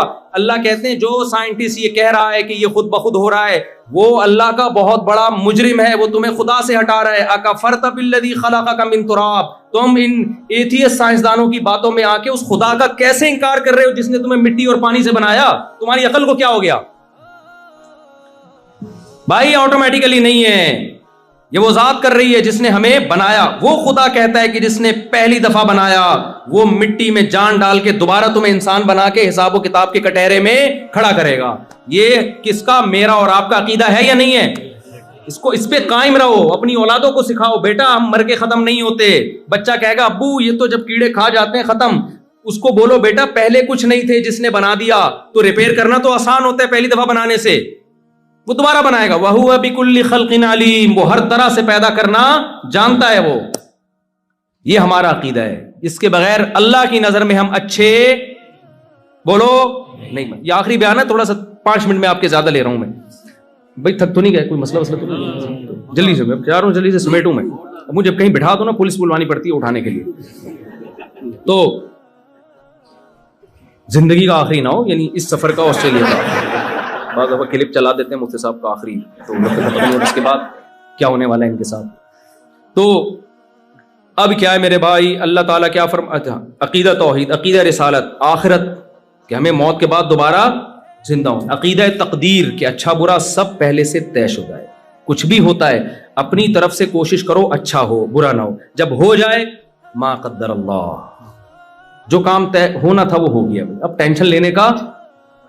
ایک سعودی عرب میں ایک عربی اپنے 2 بچوں کے ساتھ جا رہا تھا، پیچھے سے گاڑی آئی، بچے کی انگلی چھوٹ گئی نا، ہاتھ چھوٹ گیا، وہ کہیں روڈ پہ آ گیا بیچارہ بچہ، گاڑی نے اٹھا کے مارا اس کو، وہ درخت پہ جا کے چپکا ہے بچہ، اس کے سامنے بچے نے دم توڑا ہے۔ عربوں میں جہاں کچھ خامیاں ہیں وہاں کچھ بہت ساری خوبیاں بھی ہیں۔ وہ شخص جو اس کے ساتھ تھا نا، عربی کہہ رہے میں نے اس عربی کا حوصلہ دیکھا، اس عربی نے کہا ما قدر اللہ، جو مقدر تھا وہ، کیونکہ اس میں نہ بچہ تو بیچارہ بچہ ہے، نہ باپ کی غلطی، باپ تھوڑی وہ کرتا۔ تو وہ گاڑی والا اٹھ کے آیا، اس نے کہا میں دیت دینے کے لیے تیار ہوں۔ اس نے کہا یار تمہاری کوئی غلطی نہیں ہے، اس کی غلطی بھی نہیں تھی گاڑی والے کی نا، وہ روڈ پہ بچہ خود ہی آ گیا۔ تو مسلمان کے لیے عقیدہ تقدیر کی بیس پہ بڑے بڑے غموں کو پی جانا آسان ہے، کبھی مسلمان خودکشی کی طرف نہیں جا۔ کہتا ہے یار جو مقدر میں تھا، جب میں نے دوسری کی نا پٹا تو میں نے کہا ما قدر اللہ، ہاتھوں سے نہیں پیٹا کسی نے، جو زبان سے کوٹا گیا وہ۔ تو میں بھی یہی سوچ کے صبر کیا، بھائی مقدر میں تھی، اب مجھے سمجھ میں آ رہا تھا خوش ہونے کا موقع ہے، غم کا موقع ہے، صبر والی آیتیں میں دیکھوں جا کے، یہ شکر والی بہت اب تک اس طرح کی کنفیوژن چل رہی ہے۔ خیر اب تو اللہ کا شکر ہے، شکر والی آیتیں زیادہ آ گئی ہے دماغ میں۔ تو ما قدر اللہ یہ لفظ اور یہ جملہ یاد کر لیں۔ ایک یہ، دوسرا جب بھی کوئی پریشانی ہو، انا للہ و انا الیہ راجعون، ہم اللہ کے غلام ہیں بھائی، ہمیں بنایا گیا ہے، ہم بنے نہیں ہیں، ہماری نہیں چلے گی، چلے گی کس کی؟ اس کی، ہم اللہ کے غلام۔ وَإِنَّا إِلَيْهِ رَاجِعُونَ، جانا کس کی طرف ہے؟ کیا مطلب؟ اس غم پہ صبر کریں گے اجر مل جائے گا۔ نبی نے فرمایا جس عورت کا 1 بچہ مر گیا، 2 بچے مر گئے، اس نے صبر کیا تو اللہ میں اس کے لیے جنت کی ضمانت لیتا ہوں۔ صبر، کیونکہ عورت کے لیے اس سے بڑا غم کوئی نہیں ہوتا۔ بھائی مسلمان نہیں خودکشی کی طرف جاتا، مسلمان کہتا ہے یہ تو کس نے کی؟ یعقوب علیہ السلام سے زیادہ غم کسی کے پاس ہو سکتا ہے؟ اتنا محبوب بچہ گم ہو گیا بچپن میں، ساری زندگی اس کی یاد میں روتے رہے ہیں، زبان سے ناشکری کا ایک لفظ نہیں نکل رہا، ایک لفظ نہیں نکل رہا، دعائیں مانگتے رہے ساری زندگی، اور دعاؤں کا صلہ کیا ملا؟ دوسرا بچہ بھی گم گیا۔ لیکن کیا بھائی کون کر رہا ہے یہ؟ اللہ کر رہا ہے بھائی، اللہ کی ہم پہ چلے گی۔ ایک جملہ بھی ہم ہوتے، ہم کہتے لو دعائیں مانگ رہے ہیں، اور اللہ نے بجائے پہلا بچہ لوٹانے کے دوسرا بھی اٹھا لیا۔ یہ کیا ہے؟ مذہب چھوڑ دیتے ہیں لوگ، اسلام چھوڑ دیتے ہیں، اللہ کو برا بھلا کہنا شروع کر دیتے ہیں۔ بھائی وہ دعائیں وہ کوئی روحانی عامل کے پاس نہیں کہ میرا ذائچہ نکال کے بچہ نکالو، کہاں ہے؟ کو پتا تو روحانی عاملوں کے پاس کچھ بھی نہیں ہوتا۔ کس سے دعا مانگی ہے؟ اللہ سے۔ بھائی صبر، فصبر جمیل، صبر جمیل اس صبر کو کہتے ہیں، ایسا صبر جس میں شکایت ذرا بھی نہ ہو، رو رہے ہیں آنکھوں کی بینائی تک چلی گئی، زبان سے وہ نکلے گا جس پہ اللہ راضی ہوگا۔ جو غیر اختیاری غم ہوتا ہے وہ تو اختیار میں نہیں ہوتا نا، وہ تو محبت کی وجہ سے، وہ تو دینداروں کو بھی ہوتا ہے، وہ تو نیچرل ہے، وہ تو ہونا بھی چاہیے، نہ ہونا اس کی علامت ہے آپ کو محبت ہی نہیں تھی۔ تو زبان سے نہیں، کوئی خودکشی نہیں، کوئی ڈپریشن کے ڈاکٹر کے پاس نہیں گئے، نفسیاتی ڈاکٹر کے پاس، بھائی ان ڈاکٹروں کے پاس حل نہیں ہے ڈپریشن کا، ڈپریشن کا حل اللہ رسول کے پاس ہے۔ تو آپ نے عقیدہ تقدیر پہ بولو مضبوط ہونا ہے، اس سے آپ کو اسٹریس سے نجات ملے گی، ڈپریشن سے نجات ملے گی۔ ہاں اپنی حماقتوں کی وجہ سے جو مصیبتیں آ رہی ہیں اس میں تقدیر کا عقیدہ سوچنے کی اجازت نہیں ہے، اس میں توبہ استغفار۔ آپ نے کوئی الٹے کام کرنا شروع، سست پڑے ہوئے ہیں، کاروبار نہیں ہے کیونکہ ہل نہیں رہے، نہ پڑھ رہے ہیں، اور جب فاقے پڑھنا شروع ہوئے تانے، یار اللہ نے میرے مقدر میں روزی نہیں لکھی ہوئی، بھائی تو آپ اپنا پورا کام کرو، پھر تقدیر کا عقیدہ ہے۔ آپ ہی پوستیوں کی طرح پڑے ہوئے ہو تو پھر نہیں ہوتا یہ۔ چوتھا کام، اللہ نے جو سب سے زیادہ جس کو ویلیو دی ہے، جو اللہ کو مانتا ہے، قرآن میں جگہ جگہ عقیدہ توحید اور رسالت اور آخرت کے عقیدے اور تقدیر کے عقیدے کے بعد اللہ نے جس چیز کو سب سے زیادہ فوکس کیا ہے، نماز۔ یقیمون الصلاۃ، اللہ کہتے ہیں جو ہم پر ایمان رکھتے ہیں وہ نماز پڑھتے نہیں ہیں، قائم کرتے ہیں۔ پڑھنے اور قائم کرنے میں فرق ہے، ٹرخانے والی نماز پڑھی جاتی ہے، اور جو باقاعدہ جماعت کے ساتھ مسجد میں حاضری خشوع و خضوع کے ساتھ ہوتی ہے اس کو اقامت صلاۃ کہتے ہیں۔ جگہ جگہ قرآن اقامت صلاۃ کا حکم دیتا ہے، نماز پڑھنے کا حکم نہیں دیتا۔ بھائی اگر آپ مانتے ہو کہ اللہ نے ہمیں بنایا اور یہ نعمتیں اللہ نے ہمیں دی ہیں تو آپ کو 5 ٹائم مردوں کو مسجد میں حاضری دینی پڑے گی۔ آج سے عزم کرو، زمین آسمان ادھر سے ادھر ہو جائے، نماز ضائع نہیں۔ اللہ نے سفر میں آدھی کر دی ہے، قضا کرنے کی اجازت نہیں دی ہے۔ جہاز میں جب بیٹھو سفر میں، بھائی نماز کی ٹائم وضو کر کے بیٹھو، جہاز میں کھڑے ہو کے نماز پڑھنا فرض ہے، ممکن نہ ہو تو بیٹھ کے پڑھ لو احتیاطاً اس کو، کیونکہ فرض نماز کھڑے ہو کے ہوتی ہے، بیٹھ کے نہیں ہوتی فرض نماز۔ تو اب پڑھنے نہیں دیتے جہاز میں تو مجبوری ہے، قضا ہو رہی ہے تو پھر بیٹھ کے پڑھ لو، بہتر یہ ہے کہ اس کو پھر بعد میں لوٹا لو اس کو، لیکن قضا نہیں ہونے دینا کسی قیمت پہ۔ سمجھ میں آ رہی ہے بات؟ بعض علماء کہتے ہیں بہتر نہیں ہے، واجب ہے، اس کو لوٹانا پڑے گا آپ کو۔ خیر ابھی میں اس فقہی مسئلے کی بحث میں نہیں جاتا۔ تو کسی کی اگر نماز چھوڑنے کی اسلام میں کوئی گنجائش ہوتی تو میدان جنگ میں جب دشمن سے مقابلہ ہو رہا ہے، سفر بھی ہے جنگ بھی ہے، وہاں اللہ کہتے معاف ہے۔ نہ، اللہ نے کہا نہیں۔ وَإِذَا كُنْتَ فِيهِمْ فَأَقَمْتَ لَهُمُ الصَّلَاةَ، اے نبی جب آپ ان میں موجود ہوں اور نماز کا ٹائم ہو جائے تو اس طرح سے نماز پڑھو، پورا طریقہ اللہ نے بتایا۔ پھر اللہ نے کہا اگر اتنا خوف ہے کہ گھوڑے سے اتر کے تم نے نیت باندھی تو تمہیں خوف ہے دشمن قتل کر دے گا، مجبوری میں پھر گھوڑے پہ بیٹھ کے نماز پڑھ لو، رخ قبلے کی طرف ہو۔ اللہ نے کہا اگر قبلے کی طرف رخ کر کے بھی خطرہ ہے کہ دشمن مار دے گا تو جہاں بھی رخ ہے، اَيْنَمَا تُوَلُّوا فَثَمَّ وَجْهُ اللَّهِ، جہاں رخ کرو گے وہاں اللہ ہے، تو تم وہیں جہاں بھی رخ ہو وہیں منہ کر کے نماز پڑھ لو۔ اے اللہ تو ہمیں اتنی ٹینشن کیوں دے رہا ہے؟ سوال پیدا ہوتا ہے، جنگ کے بعد پڑھ لیں گے آرام سے۔ اللہ نے اگلی آیت میں فرمایا ان الصلاۃ کانت علی المؤمنین کتابا موقوتا۔ دیکھو اصل بات یہ میدان جنگ میں نماز کا حکم اس لیے دے رہے ہیں کہ صرف مسلمانوں پہ صرف نماز فرض نہیں ہے، مقررہ اوقات پہ فرض ہے۔ ٹائم چلا گیا تو نماز چلی گئی۔ لوگ آخر میں شام کو آ کے ساری نمازیں پڑھ رہے ہوتے ہیں، ایسا نہیں ہوتا بھائی، ہر نماز کا اپنا ایک بولو ٹائم، تو آپ اس ٹائم کی پابندی کرو۔ خواتین گھر میں نماز کا اہتمام کریں، جمعے میں الحمدللہ یہاں خواتین آتی ہیں نماز پڑھنے، جمعے میں مسجد میں آئے تاکہ مسجد سے ان کا رشتہ بولو نا مضبوط رہے۔ یہاں اگر خواتین مسجدوں میں نہیں آئیں تو ان کا رشتہ مسجد سے ٹوٹ جائے گا۔ اور عورت گھر میں بچوں کی تربیت کرتی ہے، آج کل تربیت اباؤں کے کنٹرول میں بہت کم ہے، ماؤں کا کنٹرول زیادہ ہے۔ ماں پردے دار ہوگی بچی پردہ کرے گی، ماں پردہ نہیں کرے گی بچیاں پردہ نہیں، وہ باپ کو بیوقوف سمجھنا شروع کر دیتی ہیں۔ تو خواتین کو اگر مسجد سے نہیں جوڑیں گے تو بڑا مسئلہ خراب ہو جائے گا۔ آگے جلدی ہے دو چار جلدی پکڑائی میں پتہ نہیں دوبارہ کب آئیں آپ لوگ۔ اور نماز قائم کرنا، چوتھی چیز اللہ نے چوتھے نمبر پہ جو سب سے زیادہ ویلیو دی ہے نا وہ زکوٰۃ اور صدقات و خیرات۔ مسلمان کنجوس بولو نہیں ہوتا، کسی کا حق نہیں دباتا، ایک درہم کسی کا لے کے مرتا نہیں ہے۔ نبی جس نے پیسہ کسی کا لیا ہو نا اس کے نماز جنازہ نہیں پڑھاتے تھے۔ جس کا کسی پہ قرضہ ہونا، سوچو یار کیا سزا ہے یہ کہ پیغمبر نماز پڑھانے سے انکار کر، جب تک کوئی ذمہ داری نہیں لیتا کہ اس کا قرضہ میں ادا کروں گا۔ آپ نے فرمایا شہید کا ہر گناہ معاف ہوتا ہے، قرضہ معاف بولو نہیں۔ کتنا بڑا جرم ہے یار.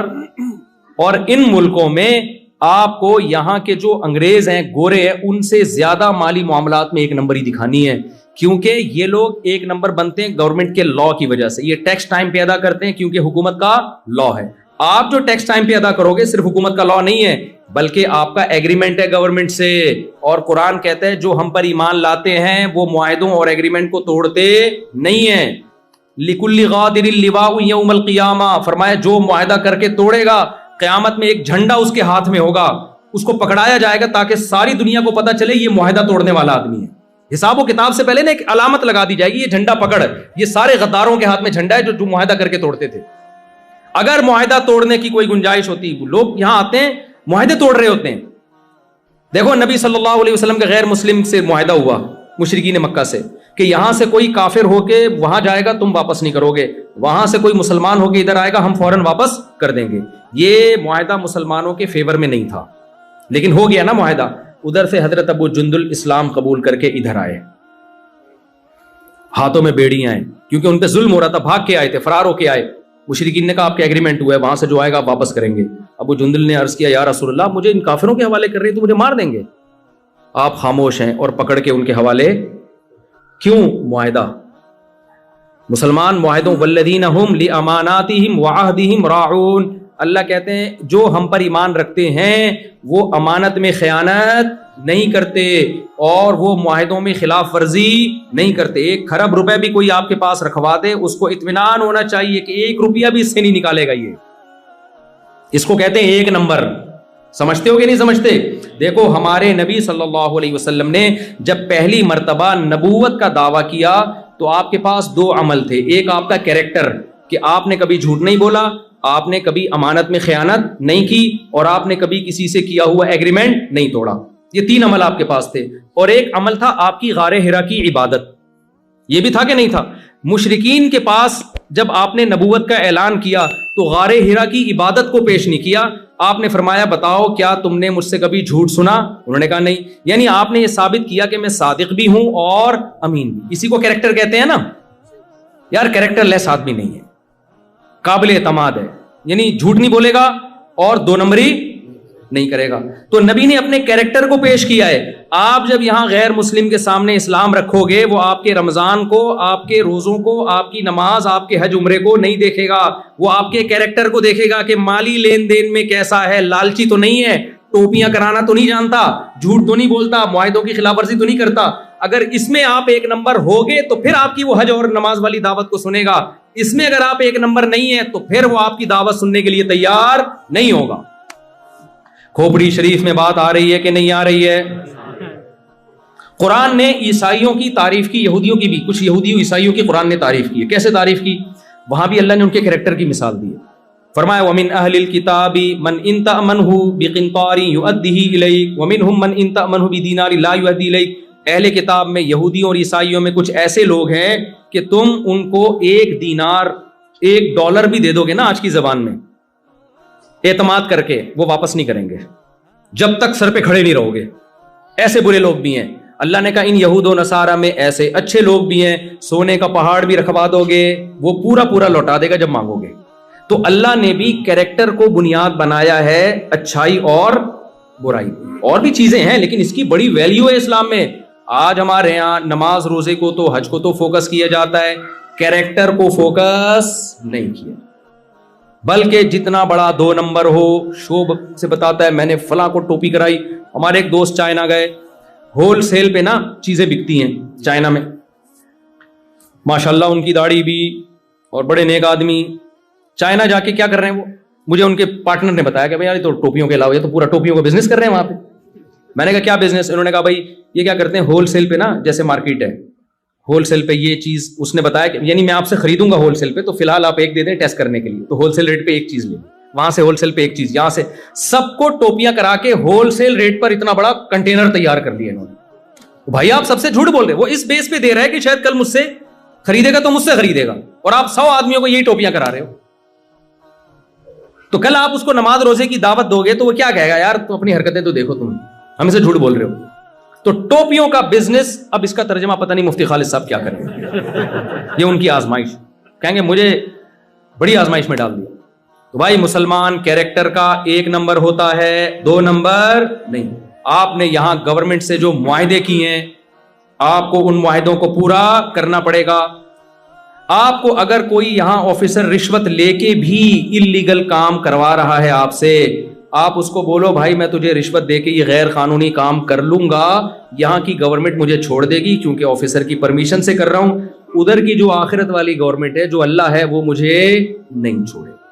اس لیے کائنڈلی یہ میرے مذہب کا حصہ ہے، میں کسی کے ساتھ ظلم اور ناجائز بولو نہیں کر سکتا. سمجھ میں آ رہی ہے بات؟ اس لیے آپ ٹائم پہ ٹیکس دے دیا کرو.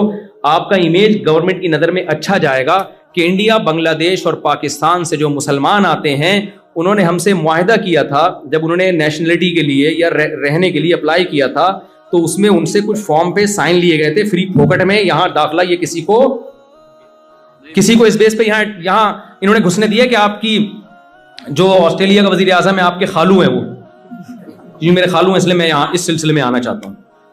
صحیح ہے نا؟ اب آپ جب گھر میں بیگم کے پاس جاؤ نا تو آپ بولو میں اس سلسلے میں بیگم آپ سے ملاقات کے لیے حاضر ہوں کہ آپ میری وائف ہیں، ورنہ تو ٹائم دیتے نہیں نا آج کل لوگ بیویوں کو. تو آپ نے یہاں، کیونکہ ان کے لیے بہت بڑا مسئلہ ہے. میں یورپ میں گیا نا، وہاں پتا چلا کہ ٹیکس چوری کرنے میں الحمدللہ بہت بڑا ریکارڈ ہے. کس کا ہے یہ میں نہیں بتاؤں گا، پھر لوگ مجھے پاکستان میں تنگ کرتے ہیں کہ آپ ایسی باتیں کرتے ہو ہمارے خلاف. ٹیکس چوری کرنے میں، اور میرے بھائی وہاں اور یہاں میں کم از کم اتنا فرق تو ہے کہ یہاں آپ سے اگر ٹیکس لے رہے ہیں تو آپ کو وہ فائدے بھی تو دے رہے ہیں نا. یہ کیا بات ہے یار، فائدہ لیتے ہوئے آپ بھرپور طریقے سے فائدہ اٹھاتے ہو اور دینے کی باری آتی ہے تو ڈنڈی مارتے ہو. ہانگ کانگ میں نے ایسے مسلمز دیکھے ہیں جو کیا کر رہے ہیں، اپنے آپ کو بے روزگار شو کر کے فری پھوکٹ کے پیڑے کھا رہے ہیں گورنمنٹ سے لے کے. یہاں بھی ایسے ہوں گے ماشاءاللہ، شاید بیان میں بھی ہوں، اللہ معاف فرمائے. اب توبہ کر لو بھائی. $3,000 آسٹریلین گورنمنٹ دے رہی تھی بے روزگاروں کو. چھپڑ میں کاروبار چل رہا ہے، مزدوری چل رہی ہے، کام چل رہا ہے، اور ادھر سے کیا لے رہے ہیں؟ بے روزگاری کا الاؤنس لے رہے ہیں. کس قدر بے شرمی کی بات ہے.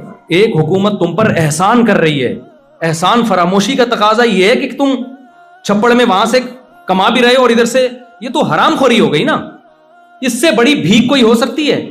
ہمارے نبی نے بغیر دھوکے کے بھیک مانگنے سے منع کیا ہے. ایک صحابی نبی کے پاس آئے، کچھ نہیں ہے، آپ نے فرمایا جاؤ گھر میں جو کچھ ہے لاؤ. بیچا، اس کو کلاڑی دی، ان صحابی نے لکڑیاں کاٹ کے لا کے بیچ کے بزنس شروع کیا. آپ نے فرمایا لوگوں کے سامنے ہاتھ پھیلانے سے بہتر ہے کیا کرو؟ کاروبار کرو.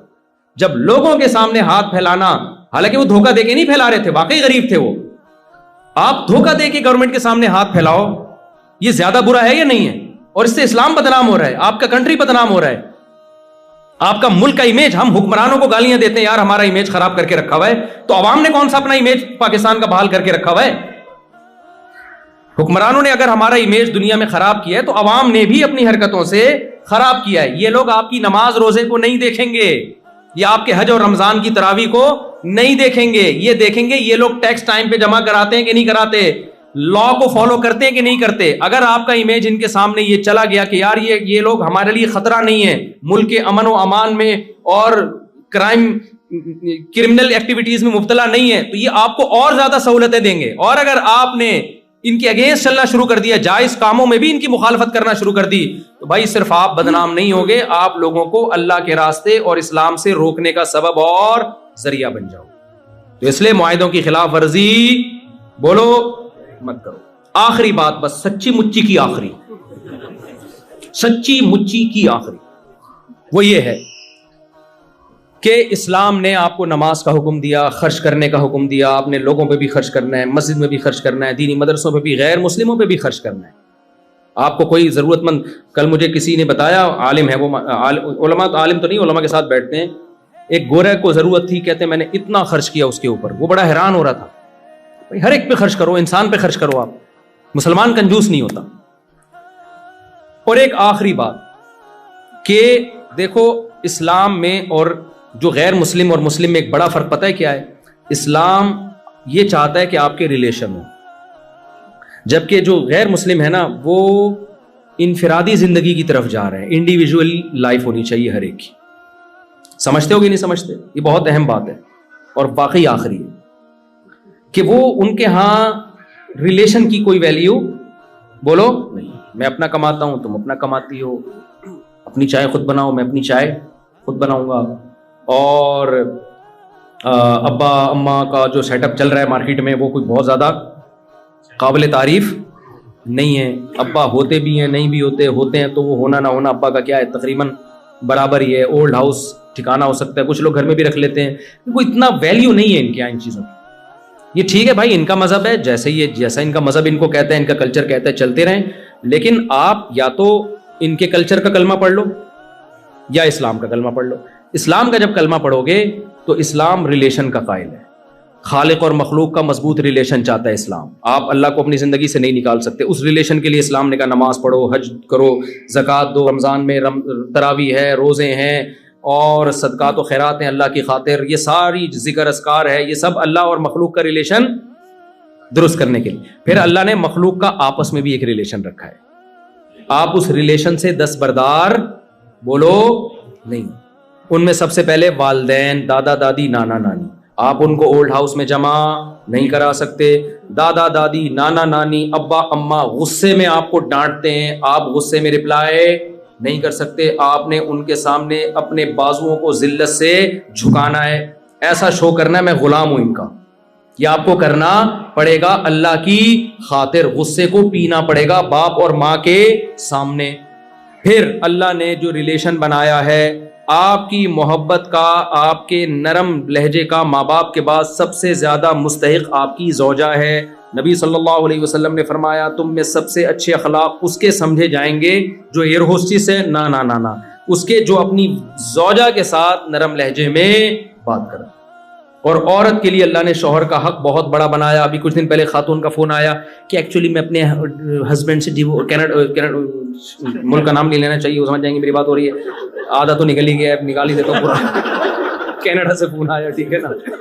تو انہوں نے کہا کہ ایکچولی میں اپنے ہسبینڈ کے ساتھ نہیں رہنا چاہتی وہ وجہ.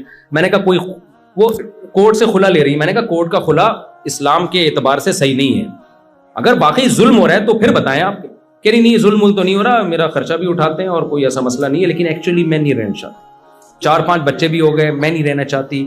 میں نے کہا بھائی آپ نہیں لے سکتی کیونکہ طلاق کا اختیار اللہ نے اسلام میں کس کو دیا ہے؟ مرد کو دیا ہے. وہ ڈیورس دے گا تو طلاق ہوگی، ادروائز آپ کے پاس یہ رائٹ نہیں ہے. خواتین بہت غصہ کرتی ہیں اس بات پہ، حالانکہ اس میں عورت کا فائدہ ہے، کیونکہ اگر عورت کے پاس ڈیورس کا حق ہو تو پھر مرد اس پہ خرچ ہی نہیں کرے گا نا، وہ کہے گا یار کسی بھی وقت چھوڑ کے جا سکتی ہے. خیر یہاں کا لا کیا ہے وہ یہاں کا لا ہے، لیکن اسلام کی میں بات کر رہا ہوں. اسلام یہ کہتا ہے کہ ڈیورس کا حق کس کے پاس ہے؟ مرد کے پاس ہے. تو میں نے کہا آپ کینیڈا کی گورنمنٹ سے آپ خلا لے لیں، وہاں کی گورنمنٹ کے حساب سے وہ خلا معتبر ہوگا، لیکن اکارڈنگ ٹو اسلام وہ معتبر نہیں ہوگا. پھر انہوں نے ایک مثال دی. دیکھیں جب ہم کسی کمپنی کو جوائن کرتے ہیں، یہ میں آپ کو بتا رہا ہوں آج کل جو سیکولر ذہنیت بن رہی ہے اور اسلام میں کیا فرق. ایکچولی ہم جب کسی کمپنی کو جوائن کرتے ہیں تو ہم اپنی مرضی سے آتے ہیں، پھر ہم جب چھوڑنا چاہتے ہیں تو ہمارا ایگریمنٹ ہوتا ہے، تو ہم جب چاہیں چھوڑ دیں اس کو. تو یہ شادی بھی تو ایک کانٹیکٹ ہے نا، ایگریمنٹ ہے نا کہ ہم دونوں اکٹھے لائف گزاریں گے، ہمارے غم اور خوشیوں میں شریک ہوں گے. تو اب میں اس کانٹریکٹ کو ختم کرنا چاہتی ہوں تو اس میں کیا خرابی ہے؟ میں نے کہا دیکھیں آپ کا جو میاں ہے وہ کمپنی نہیں ہے، وہ کوئی نیسلے کی کمپنی بولو یا شنگریلا کمپنی نہیں، وہ میاں ہے. وہ کہ کانٹریکٹ ہوا تھا، جب کانٹریکٹ ختم کر میاں بھی جب چھوڑنا چاہتا ہے نا تو اس کے لیے بھی ایک طریقہ رکھا ہے. ایک طلاق ہے، پھر دوسری ہے، اور اگلے طہر میں ہے، اسی وقت نہیں دینی. اور اس میں بھی پہلے اللہ نے کہا کہ خاندانوں کو بٹھاؤ، جوڑ کی کوشش کرو، وہ بھی ناکام ہوتی ہے. تو پھر جو ہے اور بہت سارے پروسیس اسلام نے بتائے ہیں، محبت سے وغیرہ، بستر الگ کر دو، روٹھ جاؤ. اس کے بعد جا کے پھر رکھا ہے کہ مجبوری ہو تو پھر ایک دفعہ، اور اس میں بھی رجوع کا حق رکھا ہے اگلے مہینے، 3 مہینے سے پہلے ایک پروسیس بیان کیا. اور اس کو بھی اس سارے پروسیس کے بعد بھی ناپسندیدہ کیا ہے کہ اچھا کام نہیں کر رہا ہے. کوئی اپریشیٹ ماشاء اللہ 6 عورتوں کو طلاقیں دے چکا ہے، اس کو ایوارڈ ملنا چاہیے. کوئی قابل تعریف کام بولو نہیں. اور آپ کے پاس تو رائٹ اس وقت ہے جب کوئی بیسک حقوق میں ڈنڈی مار رہا ہو، بیسک حقوق میں. تو اس کی بھی ایک ڈیٹیل ہے، ایسا نہیں ہے کہ وہ چھوٹی موٹی باتوں پہ جو ہے نا وہ کھلا لینا شروع کر دیں. تو میں نے کہا آپ اپنے میاں کو کمپنی سمجھ رہی ہیں، یہ نیسلے کی کمپنی بولو بھائی نہیں، یہ میاں ہے، اس کا ریلیشن ہے. اس کو راضی کریں گی تو جنت میں جائیں گی، یہ ناراض ہوگا تو جنت نہیں ملے گی. تو آج ریلیشن کیا ہو رہے ہیں؟ ختم. میری مرضی جب میں, کیونکہ ریلیشن کو توڑنے کے لیے قربانی نہیں دینی پڑتی, جوڑنے کے لیے قربانی دینی پڑتی ہے. جس آدمی کی بیوی کو 20 سال 30 سال فالج رہا, اور کمال کی بات ہے وہ خود 99 سال میں فوت ہوئے ہیں ان کے ہسبینڈ, مجھے وہ حدیث یاد آئی, نبی نے فرمایا جو چاہتا ہے نا اپنی عمر میں برکت ہو وہ رشتہ داری جوڑے. تو بیوی سے بڑا تو رشتہ کوئی نہیں ہوتا. اس بندے نے 25-30 سال اپنی زوجہ کی خدمت کی بستر پہ, اللہ نے عمر کتنی لمبی دی, برکت دی عمر میں, اور بڑی اچھی لائف گزاری انہوں نے, خوش تھے. ہم کبھی بھی ٹینشن میں نہیں دیکھا ہم نے ان کو. ٹینشن میں ہوتے تو 99 سال میں مرتے کیا. ٹینشن والا آدمی خود بھی مرتا ہے اور دوسروں کو ٹینشن دے کے ان کی عمریں بھی کم کرتا ہے. جب بھی بیٹھا ہوگا نا جیسے توے پہ بیٹھا ہوا ہے, ٹھیک ہے نا, ٹینشن دے دے کے مارتا ہے لوگوں کو. تو اب انہوں نے کیا کیا میرے بھائی, دیکھو اللہ کا خوف تھا نا کہ ریلیشن, اسلام کیا چاہتا ہے, ریلیشن, تو مضبوط کیا ریلیشن کو. تو ریلیشن توڑنے کے لیے قربانی نہیں دینی پڑتی, ریلیشن جوڑنے. تو آپ یہاں رشتہ داری والے سسٹم کو مضبوط کریں. رشتہ داری بنائیں بھی جوڑے بھی, بنتی شادی سے, نکاح ہوگا, بچے ہوں گے, رشتہ داری بڑھے گی نا. پھر آپ کے بچوں کے چاچے مامے ہوں گے. ابھی میں جاپان میں گیا تو وہاں جو پشتو لوگ تھے ان کے چاچے مامے 100 افراد ایک خاندان کے, ایک ہی خاندان. تو رشتہ داری پھیل گئی نا. تو رشتہ داری پیدا بھی کرنی ہے اور اس کو پھر جوڑنا ہے. ہاں شرعی حدود کے اندر. ایسا نہ ہو آپ نے ایک میوزیکل شو کا انتظام کیا ہے, رشتہ دار اس بہانے جمع ہو جاتے ہیں سارے کے ساتھ, بھاڑ میں جائے, ایسا جمع ہونا نہیں چاہیے. یا بے پردگی شروع ہو جائے کہ اپنی وائف کو ان کے اس کے ہسبینڈ سے ملا رہے ہیں اور اس کی وائف آپ سے ہا ہا ہو ہی کر کے مل رہی ہے تاکہ ہم ایک فیملی کی طرح. نہ بھائی, محرم نامحرم کا فرق اللہ نے رکھا ہے. اس محرم نامحرم کے فرق کے ساتھ رشتہ داری کو آپ کو جوڑنا پڑے گا, گیدرنگ کرنی پڑے گی, ایک دوسرے پہ خرچ کریں, ایک دوسرے کو دیکھیں, کوئی ضرورت تو نہیں ہے. اللہ نے غیر مسلموں پہ بھی خرچ کرنے کا حکم دیا اور اپنے رشتہ داروں کو زیادہ فوکس کیا ہے. نبی نے فرمایا ایک صدقہ غیروں کو دیتے ہو اس سے ایک ثواب ملتا ہے, جب رشتہ داروں کو دو گے خرچ کرو گے تو دگنا ثواب ملے گا. کیوں؟ ایک صدقے کا, ایک رشتہ داری جوڑنے کا. کیونکہ پیسوں سے جتنا رشتے جڑتے ہیں دنیا میں کسی چیز سے نہیں. کتنا بھی روٹھا ہوا ہو نا, پیسے پکڑا دو اس کی جیب. کوئی بھی, آخری بات ہے, آخری مثال, پیسے سے جڑتا بھی ہے ٹوٹتا بھی ہے. آج کتنے لوگ ہمیں شکایت کرتے ہیں, یار ہمارے رشتہ دار آسٹریلیا آئے, پیسہ آ گیا, اب ہمیں سلام کرنا بھی انہوں نے چھوڑ دیا. جب پاکستان جاتے ہیں نا تو ان کو انسلٹ محسوس ہوتی ہے, یہ رکشے والا میرے پاس آ کے کیوں بیٹھ رہا ہے, یہ ٹماٹر والا ہے, یار یہ میرے سٹینڈرڈ کا نہیں ہے. او بھائی, آپ کا بھائی ہے, آپ کی بہن ہے, آپ کا چچا زاد ہے, آپ کا کزن ہے, آپ کی کزن ہے. آپ کو تکبر, زیب, یہ اللہ کی دین ہے, کسی کو زیادہ دیتا ہے کسی کو کم دیتا ہے. آپ نے ان کے ساتھ ذرا بھی اکڑ دکھائی نا, اللہ کی نظر میں فرعون بن جاؤ گے آپ. فرعون کے ساتھ ٹیکنیکل فالٹ کھوپڑی کا ہی تو تھا, پیسہ عزت آئی تو کھوپڑی نے کام کرنا چھوڑ دیا. تو رشتہ دار, ماں باپ کیسے ہی گنوار ہوں, دیہاتی ہوں, آپ کتنے پڑھے لکھے ہو گئے بھائی, آپ ماں باپ سے آگے نہیں نکل سکتے. اصل انگلش آ جاتی ہے, ابا پنجابی بول رہے ہیں تو ابا ہی نہیں اچھے لگ رہے ہیں, یار یہ تو پینڈو ٹائپ کے ہیں, ان کو تو تمیز سے بات نہیں کرنا. او بھائی وہ آپ کا باپ ہے. آپ کو اسی کے قدموں میں, جاہل باپ کے جاہل ماں کے قدموں میں ہی جنت تلاش کرنی پڑے گی, آپ اس سے آگے نہیں نکل سکتے. آپ کا بھائی ہے, آپ کی بہن ہے, آپ کے رشتہ دار ہیں. نبی نے فرمایا رشتہ داری توڑنے والا جنت میں نہیں جا سکتا. تو آپ کو ریلیشن کو جوڑنا پڑے گا, پیسوں کے ذریعے بھی, اخلاق کے ذریعے بھی. نبی نے فرمایا رشتہ داری جوڑنے والا وہ نہیں ہے کہ وہ تم سے جڑے تم بھی جڑو, یہ تو سب کر لیتے ہیں. فرمایا جو ٹوٹ رہا ہے اس کو بھی جوڑنے کی کوشش کرو. کس کی خاطر؟ اللہ کی خاطر. اصل میں یہ جو ماں باپ کا تذکرہ آتا ہے نا, تھوڑا سا میں تھوڑا کنٹرول سے باہر ہو جاتا ہوں.